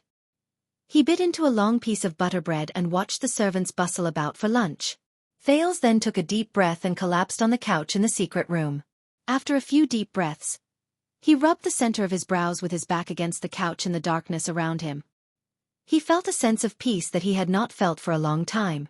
It was just like the broken cave in the abandoned houses where the child beggars lived. Even though there were air leaks in all directions, it was sturdy and reliable. It protected all the weaknesses that he could not take into account. Thales rested for a while before he sat up again. He lifted the cloth covering the other luminous stones, and the secret room was lit up. The Duke mumbled something and approached a metal plate beside the couch. He touched the few knobs on it. A few seconds later, with the soft sound of gears, Thales pushed open the metal plate that was divided into two sides and opened his personal storage room. The former master of Mindy's Hall should have used this place often, but Thales could imagine that after the Bloody Year, this place was cleared out by King Kessel, who had ascended to the throne. What entered his sight was a pile of clutter that was disorderly. Thales was stunned as he stared ahead. A few seconds later, Thales took a deep breath and walked to the pitifully empty weapon rack. He looked at the main character, the Empire's sword, Sentinel, which was said to be very expensive. The hilt of the sword was unfamiliar to the touch, but it felt just right. It made people want to draw the sword. If it were not for the fact that he could see its former owner's face and the trouble it brought him every time he held the sword, Thales would have liked this sword even more. The prince bent his head gloomily, and snatched up the dagger which he knew so well beside the sentinel. The JC's handle was ice-cold, and Thales could not help but recall the hardships he had experienced with it. But its sheath was warm and comfortable, just like the two people behind it. Ever since he entered Mindy's Hall, Thales had fewer opportunities to bring the police with him. He had martial arts lessons every morning and night, so he had to remove and reattach the dagger. But Thales did not want too many people to see it, even if they were the Duke of Star Lake's personal guards, the royal guards, whom he should theoretically trust the most. But when Thales drew out the familiar dagger, the sense of security he felt made him feel extremely gratified. Thales sighed and reluctantly put it down. He turned to the other side. The black cloth that Jayla gave him to cover his face was folded neatly. Thales still could not figure out its material. Thales could not help but smile. But the smile disappeared when he saw the next item. It was a bone-yellow bracelet, and the long crystal-red fangs at the end were especially ferocious. It was forcibly pulled out from somewhere. Thales suppressed the unpleasant memories behind the bracelet and looked at the next item. It was a map. Yes, it was a detailed topographic map of a palace in the capital of a certain second-largest country in this world. He sighed again. Thales folded the map again. Julio's words just now made him realize that not only the church, but even if this map was seen by others, he would only be in more trouble. When the Duke folded the map, an ancient drawing fell out of the map, and Thales froze. It was a sketch of a young girl. Thales had found it in a book in Mindy's Hall a long time ago. The artist's sketching skills were probably mediocre. At the very least, it would not have caught Master Yuren's eyes. However, the inscription on the back of the sketch was extraordinary. At least, this was what Thales thought after he finished reading Year 11 of the Calendar of Eradication, Raikaru and Torment, Xdet and Constellation. Thales stuffed the map and the sketch into the compartment under the cabinet. Then, he raised his head and saw a pair of black-rimmed glasses. Thales took it down in a daze and was slightly lost in thought. He subconsciously put on the glasses. As expected, the moment he opened his eyes behind the lenses, a wave of dizziness hit him, and he had no choice but to take them off again. Thales sighed and finished arranging the items. This was where all his personal collections were placed after he arrived in this world. Each of them represented a different past. Wait, there's one more thing. Thales turned his head around, bored. He picked up the Sunset Goddess Apostle's axe from the couch and pulled out the sky-blue invitation card. He did not open it, and just as nonchalantly stuffed it into the compartment. A few seconds later, Thales took out a blank piece of draft paper from another page, placed it on the cover of the book, and sat down on the sofa. He looked at the blank piece of paper and sighed slowly. When he was still in Northland, the harsh environment gave him a clear goal: to survive and return to his country. However, ever since he returned to Constellation, he met the king, met his old friends, prepared for the banquet, crammed lessons, received visitors from the temple, and received the invitation a few days ago. When all the unfamiliar and familiar things came rushing at him like a tidal wave, Thales, who had been beaten up for a long time and had gained experience, could not take it anymore. And today, Julio's inadvertent words gave him a wake-up call. This was no longer Northland. He was no longer the same as before. Even Thales could not help but admit dejectedly that to him, everything at this moment was a new beginning. Everything was extremely unfamiliar. He needed to adapt again. Just like how he adapted to Dragon Cloud City and the Great Desert. Now, he needed to adapt to Eternal Star City again. Thales exhaled, took out a pen, and touched the paper with the tip of the pen. Wait. To prevent this piece of paper from being discovered by others and being able to figure out some clues from it, after all, even an idiot like the Star Killer could find the secret of the Rylan hard paper. He could not write it in a way that was too obvious. Thales thought of something, and the tip of the pen moved. 250 gold coins. Thales wrote down the first item. He originally wanted to write blockhead, but he was afraid that the reference would be too obvious, so he changed it to this. I can't count on him too much. But he knows other powerful people. For example, the Secret Intelligence Department. Thales pondered for a while, then wrote a small sub-item at the bottom in a smaller font. 1. Red-eyed young man. Thales was silent for a while. Something related to this matter. At first, Thales wanted to write cookery knife, but he suddenly realized that Jayla's weapon was also famous in Sunset Pub back then. He had to be more careful. Especially as Gilbert had said, his current status was not the same as before. Every move he made could bring disaster to the past. So, Thales raised his pen and wrote. 2. Big sister. This is the first important task. However, Thales had to see something else. Even though he was a prince, he was alone and helpless in Constellation. He needed help. And where could he find help that could compare to his former subordinates who he had spent 6 years with in Northland? So, he wrote down the second main item. 2. Little old man, mute, and old man. However, Thales wrote the sub-item Little Rascal, but the Duke hesitated for a while. There were people who knew this nickname. One of them even found him an eyesore and swore to teach him a lesson. So Thales crossed out Little Rascal and wrote again. 1. Triumph. Then, Thales wrote down the unofficial nickname. 3. Little Dummy. Thales wanted to laugh. But when he thought of the heavy meaning behind it, he could not laugh. Thales did not stop writing under the third item. He frowned as soon as he wrote one word. In the end, he gave up on writing Calamity. Instead, he crossed out the previous 3 and wrote again. 1. Alliance. Using the same logic, Thales decided not to write Ricky, Undying, or Disaster Sword. Instead, he wrote Frowny Face 2. Almost headless mercenary. No, Ricky has been a mercenary in the desert for a long time. There's no guarantee that no one will recognize him. Thales thought for a while. With a mischievous feeling, he changed mercenary to Nick. At the same time, considering that Asda might know, he did not write Taurus. Instead, he wrote Frowny Face 3. Boss, recalling what he saw in theology class, Thales wrote again Frowny Face 4. Young finally, he framed the 4 words and finished the sentence. 5. Poor information. Asda Sakern, my dear. Thales said faintly in his heart. This is for you. Then. 4. Insect swarm. Thales dared to guarantee that this should be the strictest code. After all, it was not easy to find traces of magic in the Sunset Temple. So, Thales added another sentence at the bottom. 1. Artanis. But he could not ignore the clues he told Ramon about many years ago. 2. The crippled. Seeing this code and the organization it represented, Thales wanted to laugh again. But it was not just magic that troubled him. 5. The broken carriage. As he wrote this, he thought of Fakenhaz's gloomy face and King Kessel's cold tone in the meeting hall. Thales felt a wave of discomfort. But Jine's stern and concerned gaze flashed across his mind. At that moment, it seemed that the Iron Hand King's cold voice was not so unbearable. First it was the old guards. Thales focused his gaze. Zacriel and Bonnie's figures were reflected in his eyes.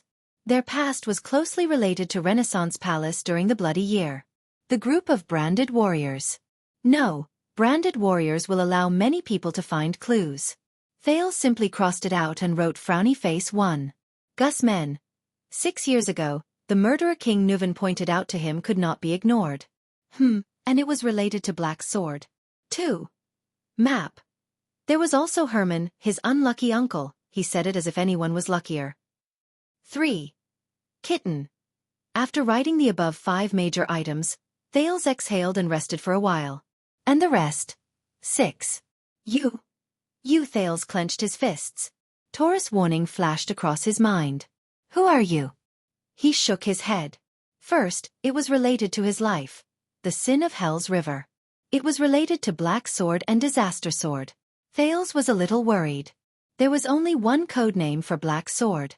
His weapon and his nickname were shared together. However, that man was so inconspicuous that he could not think of a code name that could replace it.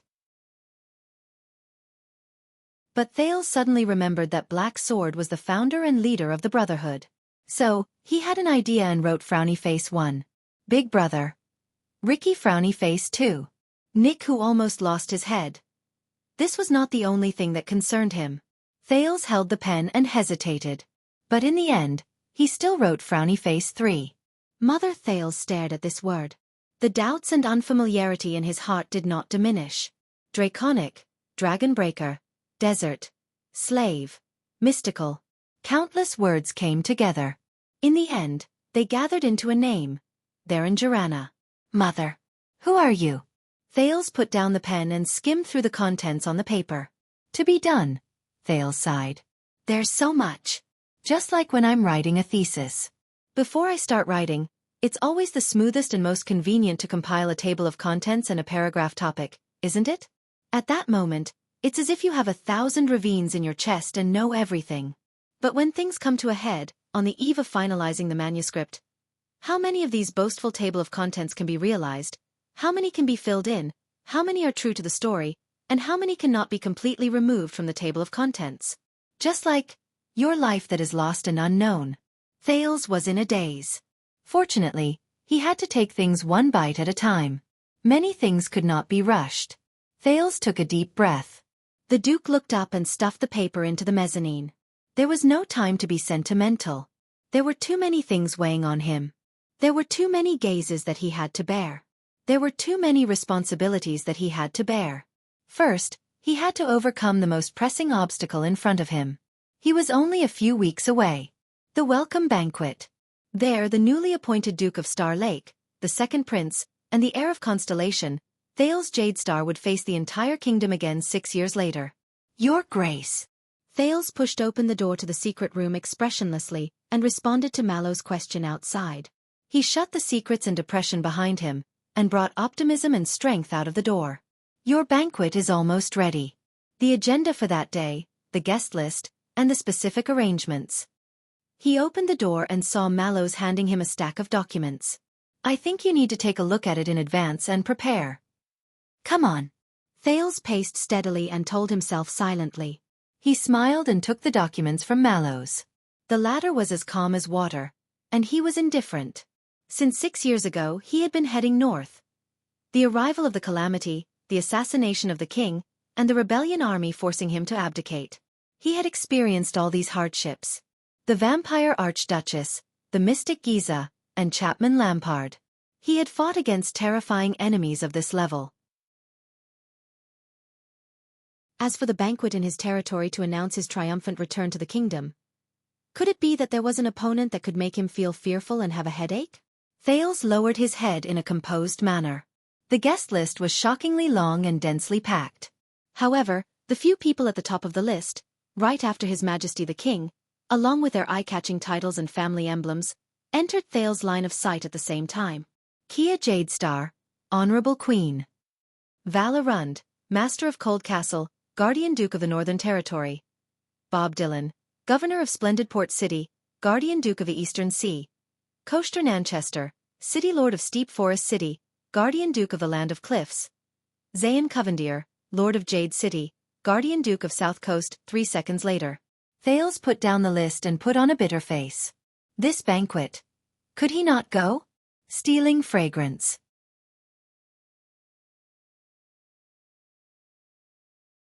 Chapter 537. In the training field at night, Thales strode forward, drew his weapon, and swung his sword horizontally. Two crisp sounds were heard. The two pendulums hanging in the air were nimbly flicked aside by him. Thales took the opportunity to move forward. He passed through the gap created by the pendulums and stabbed the person in front of him with his practice sword. Asterisk thud. Asterisk his blunt sword struck the thick wooden shield in the person's hand and let out a dull thud. From the feel of it, the effect was pretty good. But he did not have time. In the narrow vision of the helmet, Thales gritted his teeth, retreated along the path he came from, and retreated quickly.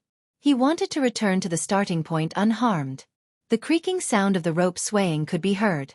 The pendulum closest to the teenager swung back, and it was getting closer and closer.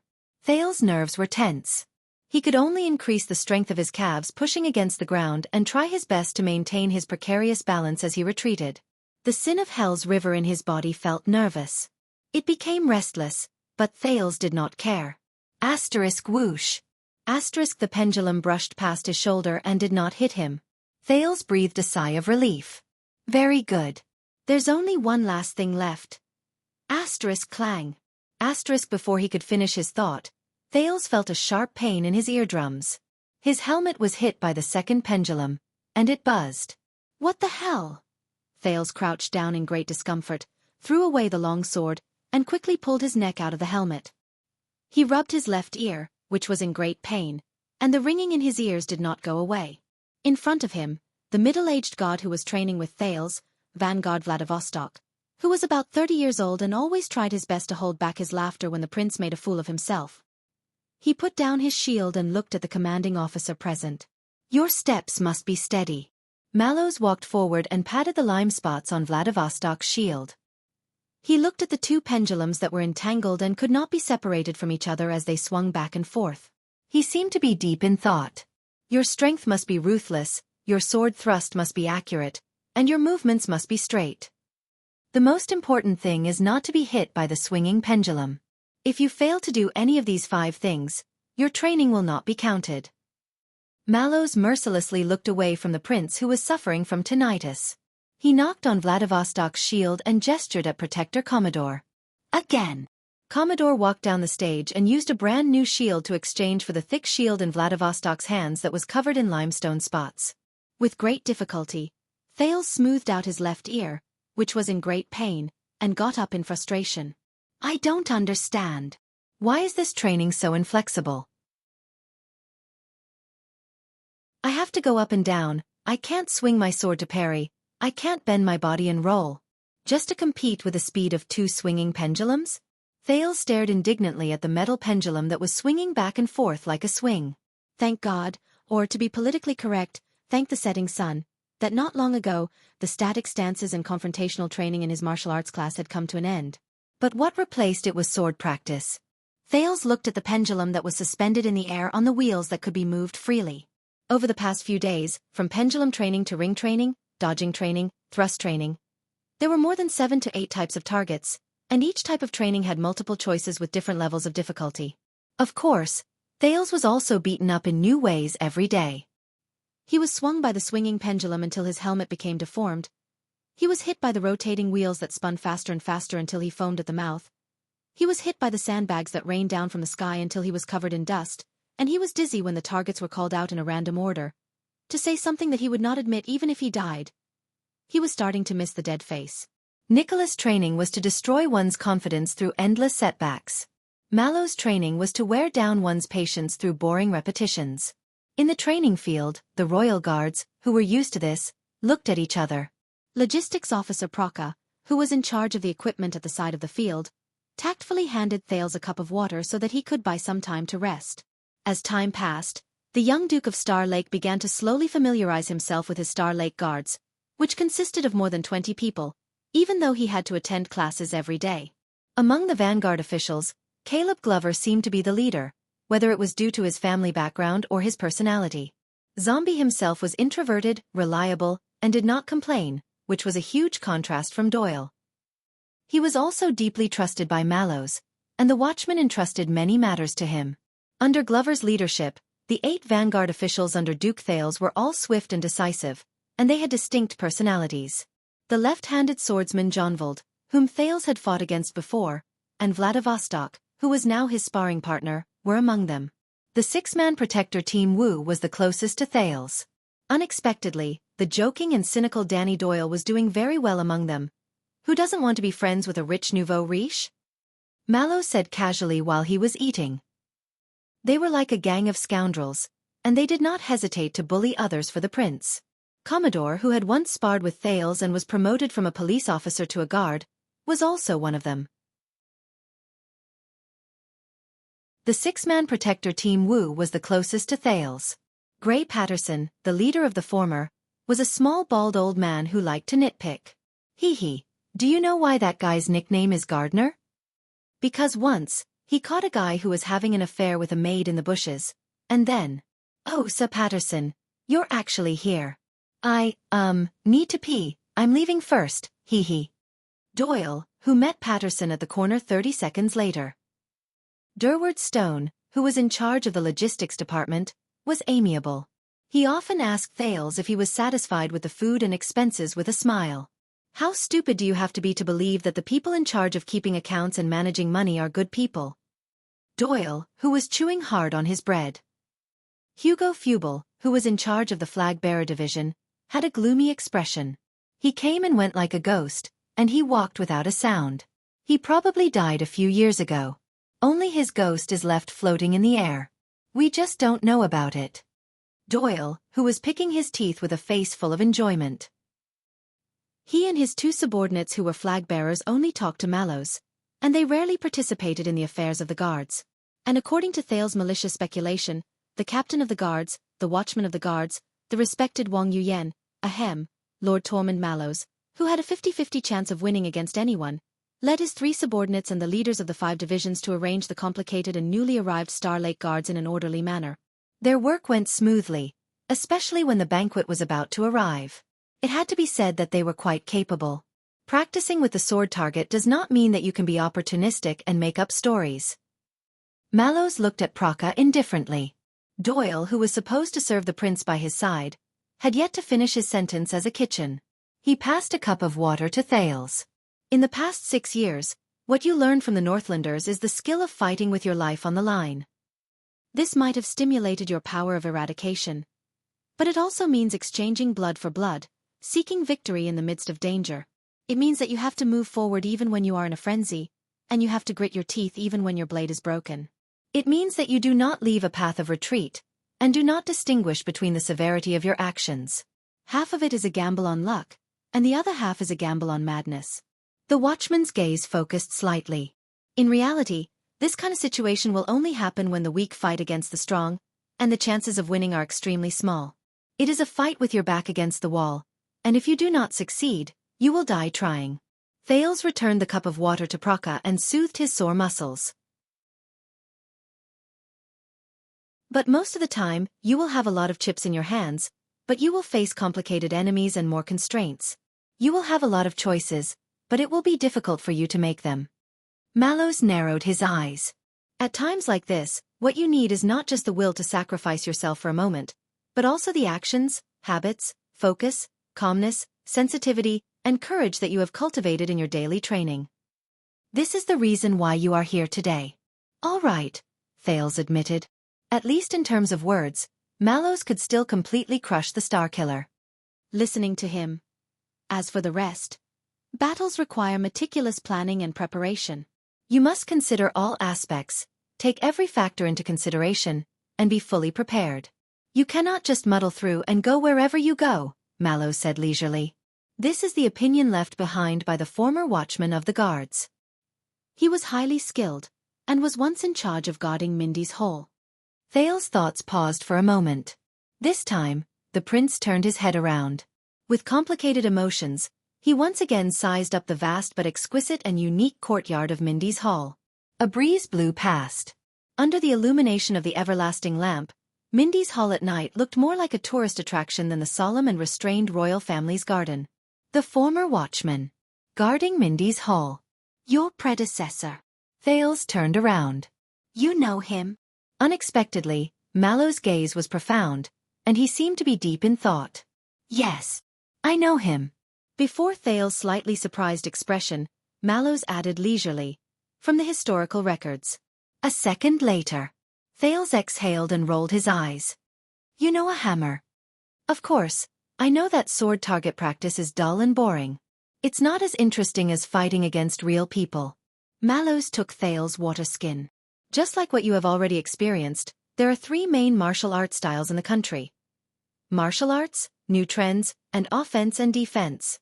The watchman turned his head around and glanced at Praka and Commodore, who came in shifts to train with the prince. Their expressions changed at the same time. Mallows waved at the old logistics officer and the short and stout protector and smiled. This is enough for me to digest for a while. Praka and Commodore sighed in relief. They put on a smile again and nodded politely at the prince. But they can only be considered to have unique styles. They are far from the current mainstream of martial arts. How about this, when you pass the first stage of sword target practice? Mallows turned his head around. We will return to the confrontation training. We have talents among our lads. They can show you and teach you the 2 main martial arts styles that transcend regional differences and dominate the martial arts styles in Constellation, and even the entire Western Peninsula. Thales' gaze shifted. Dominate. 2 main martial arts styles? Yes. Mallows' words were filled with the allure of a grandmother telling a story. Since the Age of Empires, they have fought against each other for 1,000 years. They have experienced countless things along the way, witnessed countless storms, and passed down to this day. Thales continued asking. And that is? Mallows did not answer. He only shook his head and gestured at Vladivostok, who was on the other side of the pendulum. Vladivostok curled his lips. He quietly lifted his shield and returned to his pendulum. Thales sighed, stood up in resignation, and put on his helmet. Under the illumination of the moonlight and lamps, the sound of footsteps and swords being swung rose in the training field again. Finally, after Thales did not know how much time had passed, how many times he had struck his shield, and how many times he had been hit by the pendulum, Mallows spoke gently. Your movements these few times are not bad. You pass. Thank God, thank sunset. Thales exhaled and placed his long sword on the ground. Until. Then let's do it 20 more times. Mallows was beaming with joy.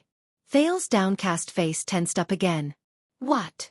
But my footwork, strength, precision, movements, and that damn pendulum. I did all 5 of them very well. The teenager protested indignantly. Yes, Your Highness, you did all 5 of them very well. So to maintain this good condition, Mallows grinned and said, let's consolidate our training a little more. Thales felt that the night was very long. Finally, after 20 standard pendulum thrusts, which included many more failed moves that were not included in the total number, Thales collapsed on the ground in exhaustion. He could only pant. I heard that Wrath of the Sea is a form of improvisation when you are on the verge of life and death. Thales still lay on the ground and did not move. He only raised his head laboriously and tried to change the topic to avoid the next consolidation. And this is the best training method you found for me? To tire me to death? Is it really meaningful in actual combat? Mallows snorted softly and gestured for the others to start packing up. If we are talking about the meaning of actual combat, Your Highness, do you think that as the Duke of Star Lake and the Second Prince, how many chances do you have to personally go to the battlefield and face the enemy? As the Duke of Star Lake and the Second Prince, the chance to personally go to the battlefield and face the enemy. Sitting on the ground, Thales tilted his head and looked at the sky. He frowned and recalled. It seems like quite a lot. There was sarcasm in Mallows' words. So, according to what you said, why don't you learn how to blow the most piercing whistle and shout, help, in the loudest voice, then wait for others to kill and save you at the most critical moment? Thales twitched the corners of his mouth on the ground. I want to too. In your dreams. Unlike the ancient nobles who personally led their troops and charged at the front lines 1,000 years ago, today, the martial arts class is not for you to become a warrior who can fight against 10 people alone, nor to be a vanguard who personally goes into battle. That is the job of others. Mallows glanced at him. Our job. The watchman's attitude became serious. In the royal family and even most of the high nobles, this class is just for you to know and feel the same. In the past, the warriors who faced death with equanimity by your ancestors' side, and in the future, the brave warriors under you who do not care about their own safety. When they fight for you wave after wave and die for you. You have to know what they have experienced and what they will face. To not forget. Thales exhaled as he lay on the ground. He remembered the bloody scenes of the past. The birch tree forest, broken dragon fortress, dragon cloud city, Blade Fang's camp. Thales sighed. Whether you believe it or not, I know more than you, than many people. Mallows walked to his side and appeared in Thales' field of vision upside down. He blocked the stars in the sky. I have no intention of doubting you. But that's not all. The watchman said faintly, all of us, including the royal guards, have sworn this oath and held this belief. If danger comes and war is about to break out, we will sacrifice everything to protect our master. But there is only one person who cannot think this way. His tone suddenly became stern. Thales' expression changed. You. Mallow's tone was indifferent, as if he did not care. You must always think about it and be prepared. When we cannot carry out our duties, or even when we are not by your side, what will you do? Cannot carry out our duties, or even when we are not by our side. For some reason, the dark black prison under the prison of bones suddenly appeared before Thales' eyes. The teenager closed his eyes, then opened them again. Are you talking about when even my closest and most trusted guards betray me and abandon my master? For a moment, the air in the training field seemed to have frozen. The guards on shift were all stunned. Mallows was quiet for a second. I did not say that. But Thales ignored him. Then will you? The Duke stared at the captain of his personal guards above his head. Perhaps it is for a better and higher reason. Betray me? Vladivostok subconsciously glanced at Mallows. It was not easy to answer. But Mallows only stared at the prince and did not speak for a few seconds. Perhaps it was because it was autumn, or perhaps it was because the temperature in the training field at night was not high, but Thales, who was lying on the ground, felt a slight chill on his back. You should take a bath. Mallow's voice was still indifferent and at ease. Rest early. After all, your welcome banquet will begin in 15 hours. I hope that tonight can help you reduce your anxiety. Yes, welcome banquet. Damn banquet. Thales sighed, and the back of his head fell to the ground again. The guards on shift began to pack up their things. In the distance, a listless figure approached with a limp. Another sturdy figure followed behind him. Are you done? Doyle, who looked exhausted, arrived in front of Mallows. Behind him was the expressionless Glover, who followed him. At least give me a chance to get close to the prince, or else tomorrow my father. Mallows did not even look at him. He just walked forward. How is it? Doyle looked at Mallows with a lifeless expression. Don't worry. Over the past few days, I have been in the scullery, the warehouse, and the haunted rooms in Mindy's hall that have accumulated dust for hundreds of years. I have been following behind Stone, and I have never left his side. I have even built a good relationship with a group of maidservants, and understood the situation. At least no one can poison the prince and his guests at tomorrow's banquet. Of course, I don't know about the aphrodisiac. Mallows chuckled and ignored Doyle's tactful complaints. I have already finished coordinating with the police station, the regular soldiers of the royal family, and the guards of Renaissance Palace. There are no problems with the arrangement of personnel and posts, even after His Majesty leaves, Glover said coldly behind Doyle. No one can threaten him, much less assassinate him. Mallows was silent for a while. Poison? Assassination?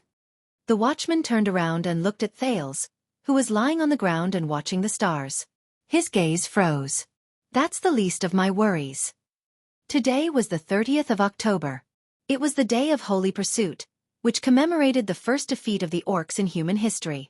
It was said that on this traditional festival, the entire world celebrated from Crystal Jade Island to Demon Sea, from Sighing Mountain to Flame Sea. Thales still remembered that this was the day of fat sheep that the child beggars spoke of. On this day, the citizens on the streets would celebrate and parade noisily, not caring about the location of their wallets. It was the cutest. Unfortunately, for Prince Thales, today was no longer the day of fat sheep. Instead, it was his damn welcome banquet for his return to his country. Since he was young, Thales had only attended one banquet, and the experience from that time could not be used as a reference. The dignified Duke of Star Lake could not possibly roll up his sleeves, raise his wine glass, and roar at the guests in Mindy's hall. Eat, drink, fight. F***ck. Do whatever you want. But it had to be said that it was not until the next afternoon, when Thales, as the host of the banquet, stood under the statues of the 3 constellation kings to welcome the guests, that he realized how difficult the job was. "Look at you, what a man!" Viscount Patterson looked old, and his body was even older. He was supported by 2 nephews to attend the banquet. His eyes were murky, but he had an important status. He was one of the distinguished guests that Thales needed to welcome personally.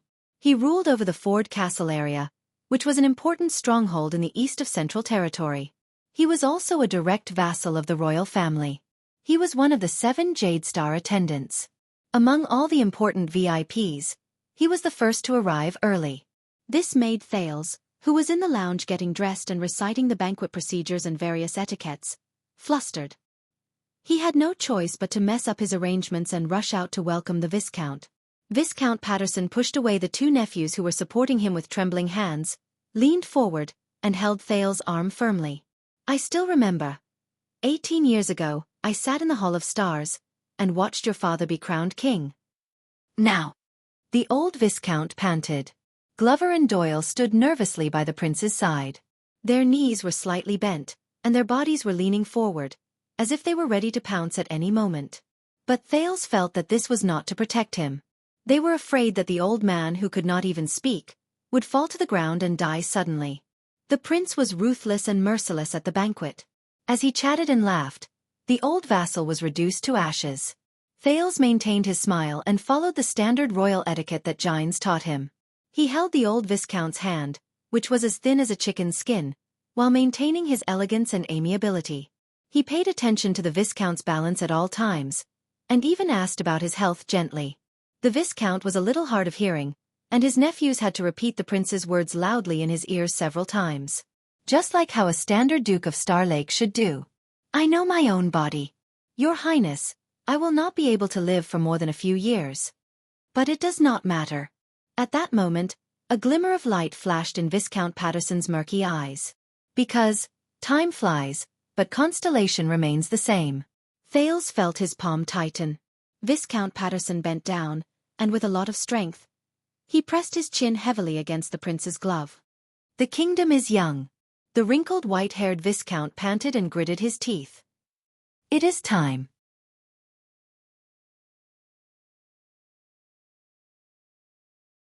Chapter 538.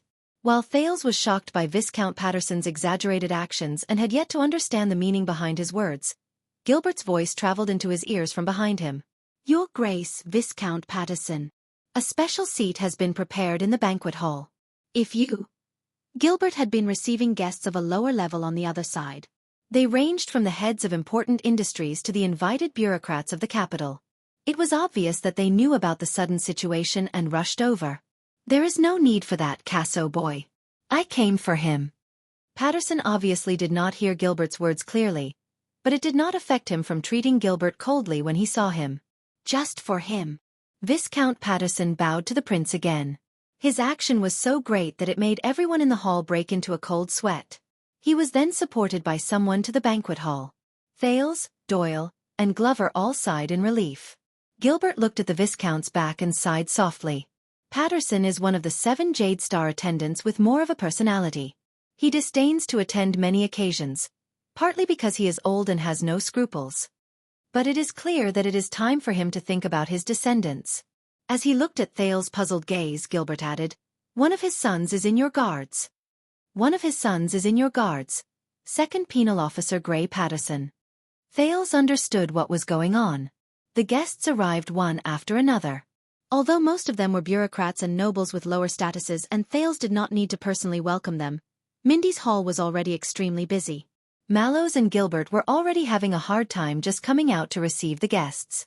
Even Viscount Kenny and Count Godwin, who were invited to help and act as half-hosts, had to go back and forth. They did not have time to rest. But unexpectedly, Patterson was not the only one who came early. "Your Highness, the day of holy pursuit is blessed." The guests who came after Patterson did not give Thales the chance to return to the lounge. Viscount Adrian came with his wife, and Thales had no choice but to give up on his plan to rest. He readjusted himself to a radiant state. "You have grown up. You look very spirited and handsome. You have the elegance of King Kessel in the past. Adrian himself was only in his 30s, and he looked young and energetic. However, after cramming for the past few days, Thales learned that the Viscount's family ruled over the fertile and beautiful Swan County and its surrounding areas in Central Territory. He could be said to be the most important member of the 7 Jade Star attendants. Thales did not dare to be negligent in the slightest. He greeted and exchanged pleasantries with them in a pleasant manner. Viscount Adrian stared straight into Thales' eyes. His wife smiled without saying a word. She was quiet and beautiful. Obviously, no matter how strong the cold winds in Northland are, no matter how heavy the snowstorm is, no matter how fierce the yellow sand in Western Desert is, and no matter how hot the temperature is, it is still difficult to hide the dazzling stars in the sky. Thales could only respond gently, according to Gilbert's teachings. He had to be neither servile nor overbearing, but there was no lack of it. He could neither be too prominent nor too hoarse. Like a qualified Jade Star prince. Then, Adrian bent down and held Thales' palm gently. His lips touched the back of Thales' hand. "I'm not their lord or king, am I?" Thales sent Viscount Adrian off. He rubbed the back of his hand that had been kissed twice. "I mean, not at the moment?" "No," Doyle answered absent-mindedly. The personal guard's unusual answer made Thales realize that something was wrong. Doyle nodded and bowed as he watched Viscount Adrian leave in an almost obsequious manner. Even Glover was very respectful and greeted him along the way. Compared to when the old Viscount was around just now, his attitude was completely different. "What's wrong?" The young Duke frowned. "Are they very special?" Doyle only snapped out of his daze then and scratched his head. Sorry. Your Highness, do you still remember Lord Adrian? Our highest commander, the chief guard captain?" Thales frowned and remembered Lord Adrian, who led the royal guards when he entered Renaissance Palace to meet the king. The prince seemed to have understood something. So Viscount Adrian just now is not only a 7 Jade Star attendant, but also, yes. Doyle watched him disappear from his sight before he breathed a sigh of relief. "Our immediate superior's nephew." Thales muttered to himself for a moment, but he was not thinking about Doyle and Glover's career. Patterson and Adrian, the 2 great families of the 7 Jade Star attendants, came to Mindy's Hall ahead of schedule, and even came to me. This can't be a coincidence, right? His suspicions were soon confirmed. 5 minutes later, when Thales was about to return to the lounge to wait for the next batch of important guests, a man and a woman walked down the carriage hand in hand. They walked into Mindy's Hall in different steps, and under the guidance of an attendant, they arrived in front of him. Glover and Doyle's expressions changed slightly, as if they were facing a great enemy. "Your Highness," Doyle said worriedly. We'd better go back. Let Count Casso come." But the guests moved very quickly. Before Doyle finished speaking, they had already arrived in front of Thales. Your Highness." Under the urging of the woman beside him, the young male noble finally spoke with a muffled voice, his breath weak. I am Luther. I am very, very happy." Thales frowned. The man in front of him was very young, only 17 or 18 years old, but his entire body was awkward. His expression was tense, and his posture was bashful. What was even more outrageous was that he had his head lowered and only stared at the soles of his shoes. He did not even look at Thales, as if the floor tiles of Mindy's Hall were more attractive. Thales noticed that although this little noble named Luther was strange and trembling, his makeup was exquisite, and his clothes were gorgeous. It was obvious that he had put in a lot of effort to dress up. The number of carriages outside the hall increased, and the sound of the wheels colliding on the stone road became louder and noisier. In the next second, before the stuttering Luther could finish his greeting, his facial features tightened. Staring at the floor, he suddenly became anxious and struggled to shake the woman's arm. "Mother, I want to go back. I don't want this place. I want my chess piece." The woman's expression changed. Thales only then noticed the young noble woman beside Luther. She looked to be in her 30s. Her face was elegant, her waist was light, and her posture was decent. However, her expression was a little tired. Her clothes were conservative, and her colors were dark. She worriedly squeezed out an apologetic smile at Thales. Then she leaned close to her son's ear and whispered, "Child, you've practiced. Child, you've practiced." You've done very well. Do you remember what I told you? Her tone gradually became stern. But Luther's voice became impatient, and his movements became more intense. No. His voice was bitter, and there was a sobbing tone in his voice. His arms moved more and more vigorously. I want to go back, I want my chess piece, I want the chessboard. He completely ignored the fact that the Duke of Star Lake and his attendants, as well as the guards and servants in the front porch, were watching from the sidelines. His mother anxiously comforted him, but Luther's struggles became more unreasonable. He squatted on the floor, and his posture was inelegant. I want to go back. Go back. Go back, go back, go back. Glover and Doyle looked at each other. The two of them nervously moved closer to separate Thales from Luther, who was moving more and more vigorously. They were afraid that this obviously abnormal guest would do something detrimental to the Duke. The elegant and graceful woman's face was pale. She tried her best to pull her son up, and at the same time, comforted him with gentle words, but it was obviously ineffective. Then, a gentle voice cut into this small accident. It's okay, Luther. As Luther continued to sob, they turned their heads and saw Thales pushing Glover and Doyle aside with a smile. He ignored their attempts to stop him and squatted down in front of Luther. The noblewoman, who was about to ask the servants for help, was slightly shocked. I also like to play chess. The rise and fall of the Empire version, right? As if the prince's words had some kind of magic, Luther stopped struggling. Instead, he gave up and stared at the floor while he panted. It's just that I've never been good at using swordsmen. I always throw away most of them before I upgrade them tonight. Thales shrugged. Luther did not say anything. He was still panting. I don't have any chess pieces in my hands now. Thales sounded very annoyed. He seemed to be very displeased. But fortunately, I have more interesting new chess pieces. Thales extended his hand to his chest. Glover saw the Duke's actions clearly, and he was instantly shocked. Your Highness! Thales took off the 9-pointed star emblem on his chest and twirled it in front of Luther like he was presenting a treasure. Look, it's embedded with a crystal. It sparkles under the sun. There's a wheel here. When you change the angle, it can reflect different colors. Count, how many colors are there? Luther looked up in a daze. The noblewoman stared at the prince's actions in a daze. She wanted to say something, but she did not. And there's a mechanism here. You can hide some letters or something. If you put it on the chessboard, it might be able to replace a king. Ahem. Replace a knight.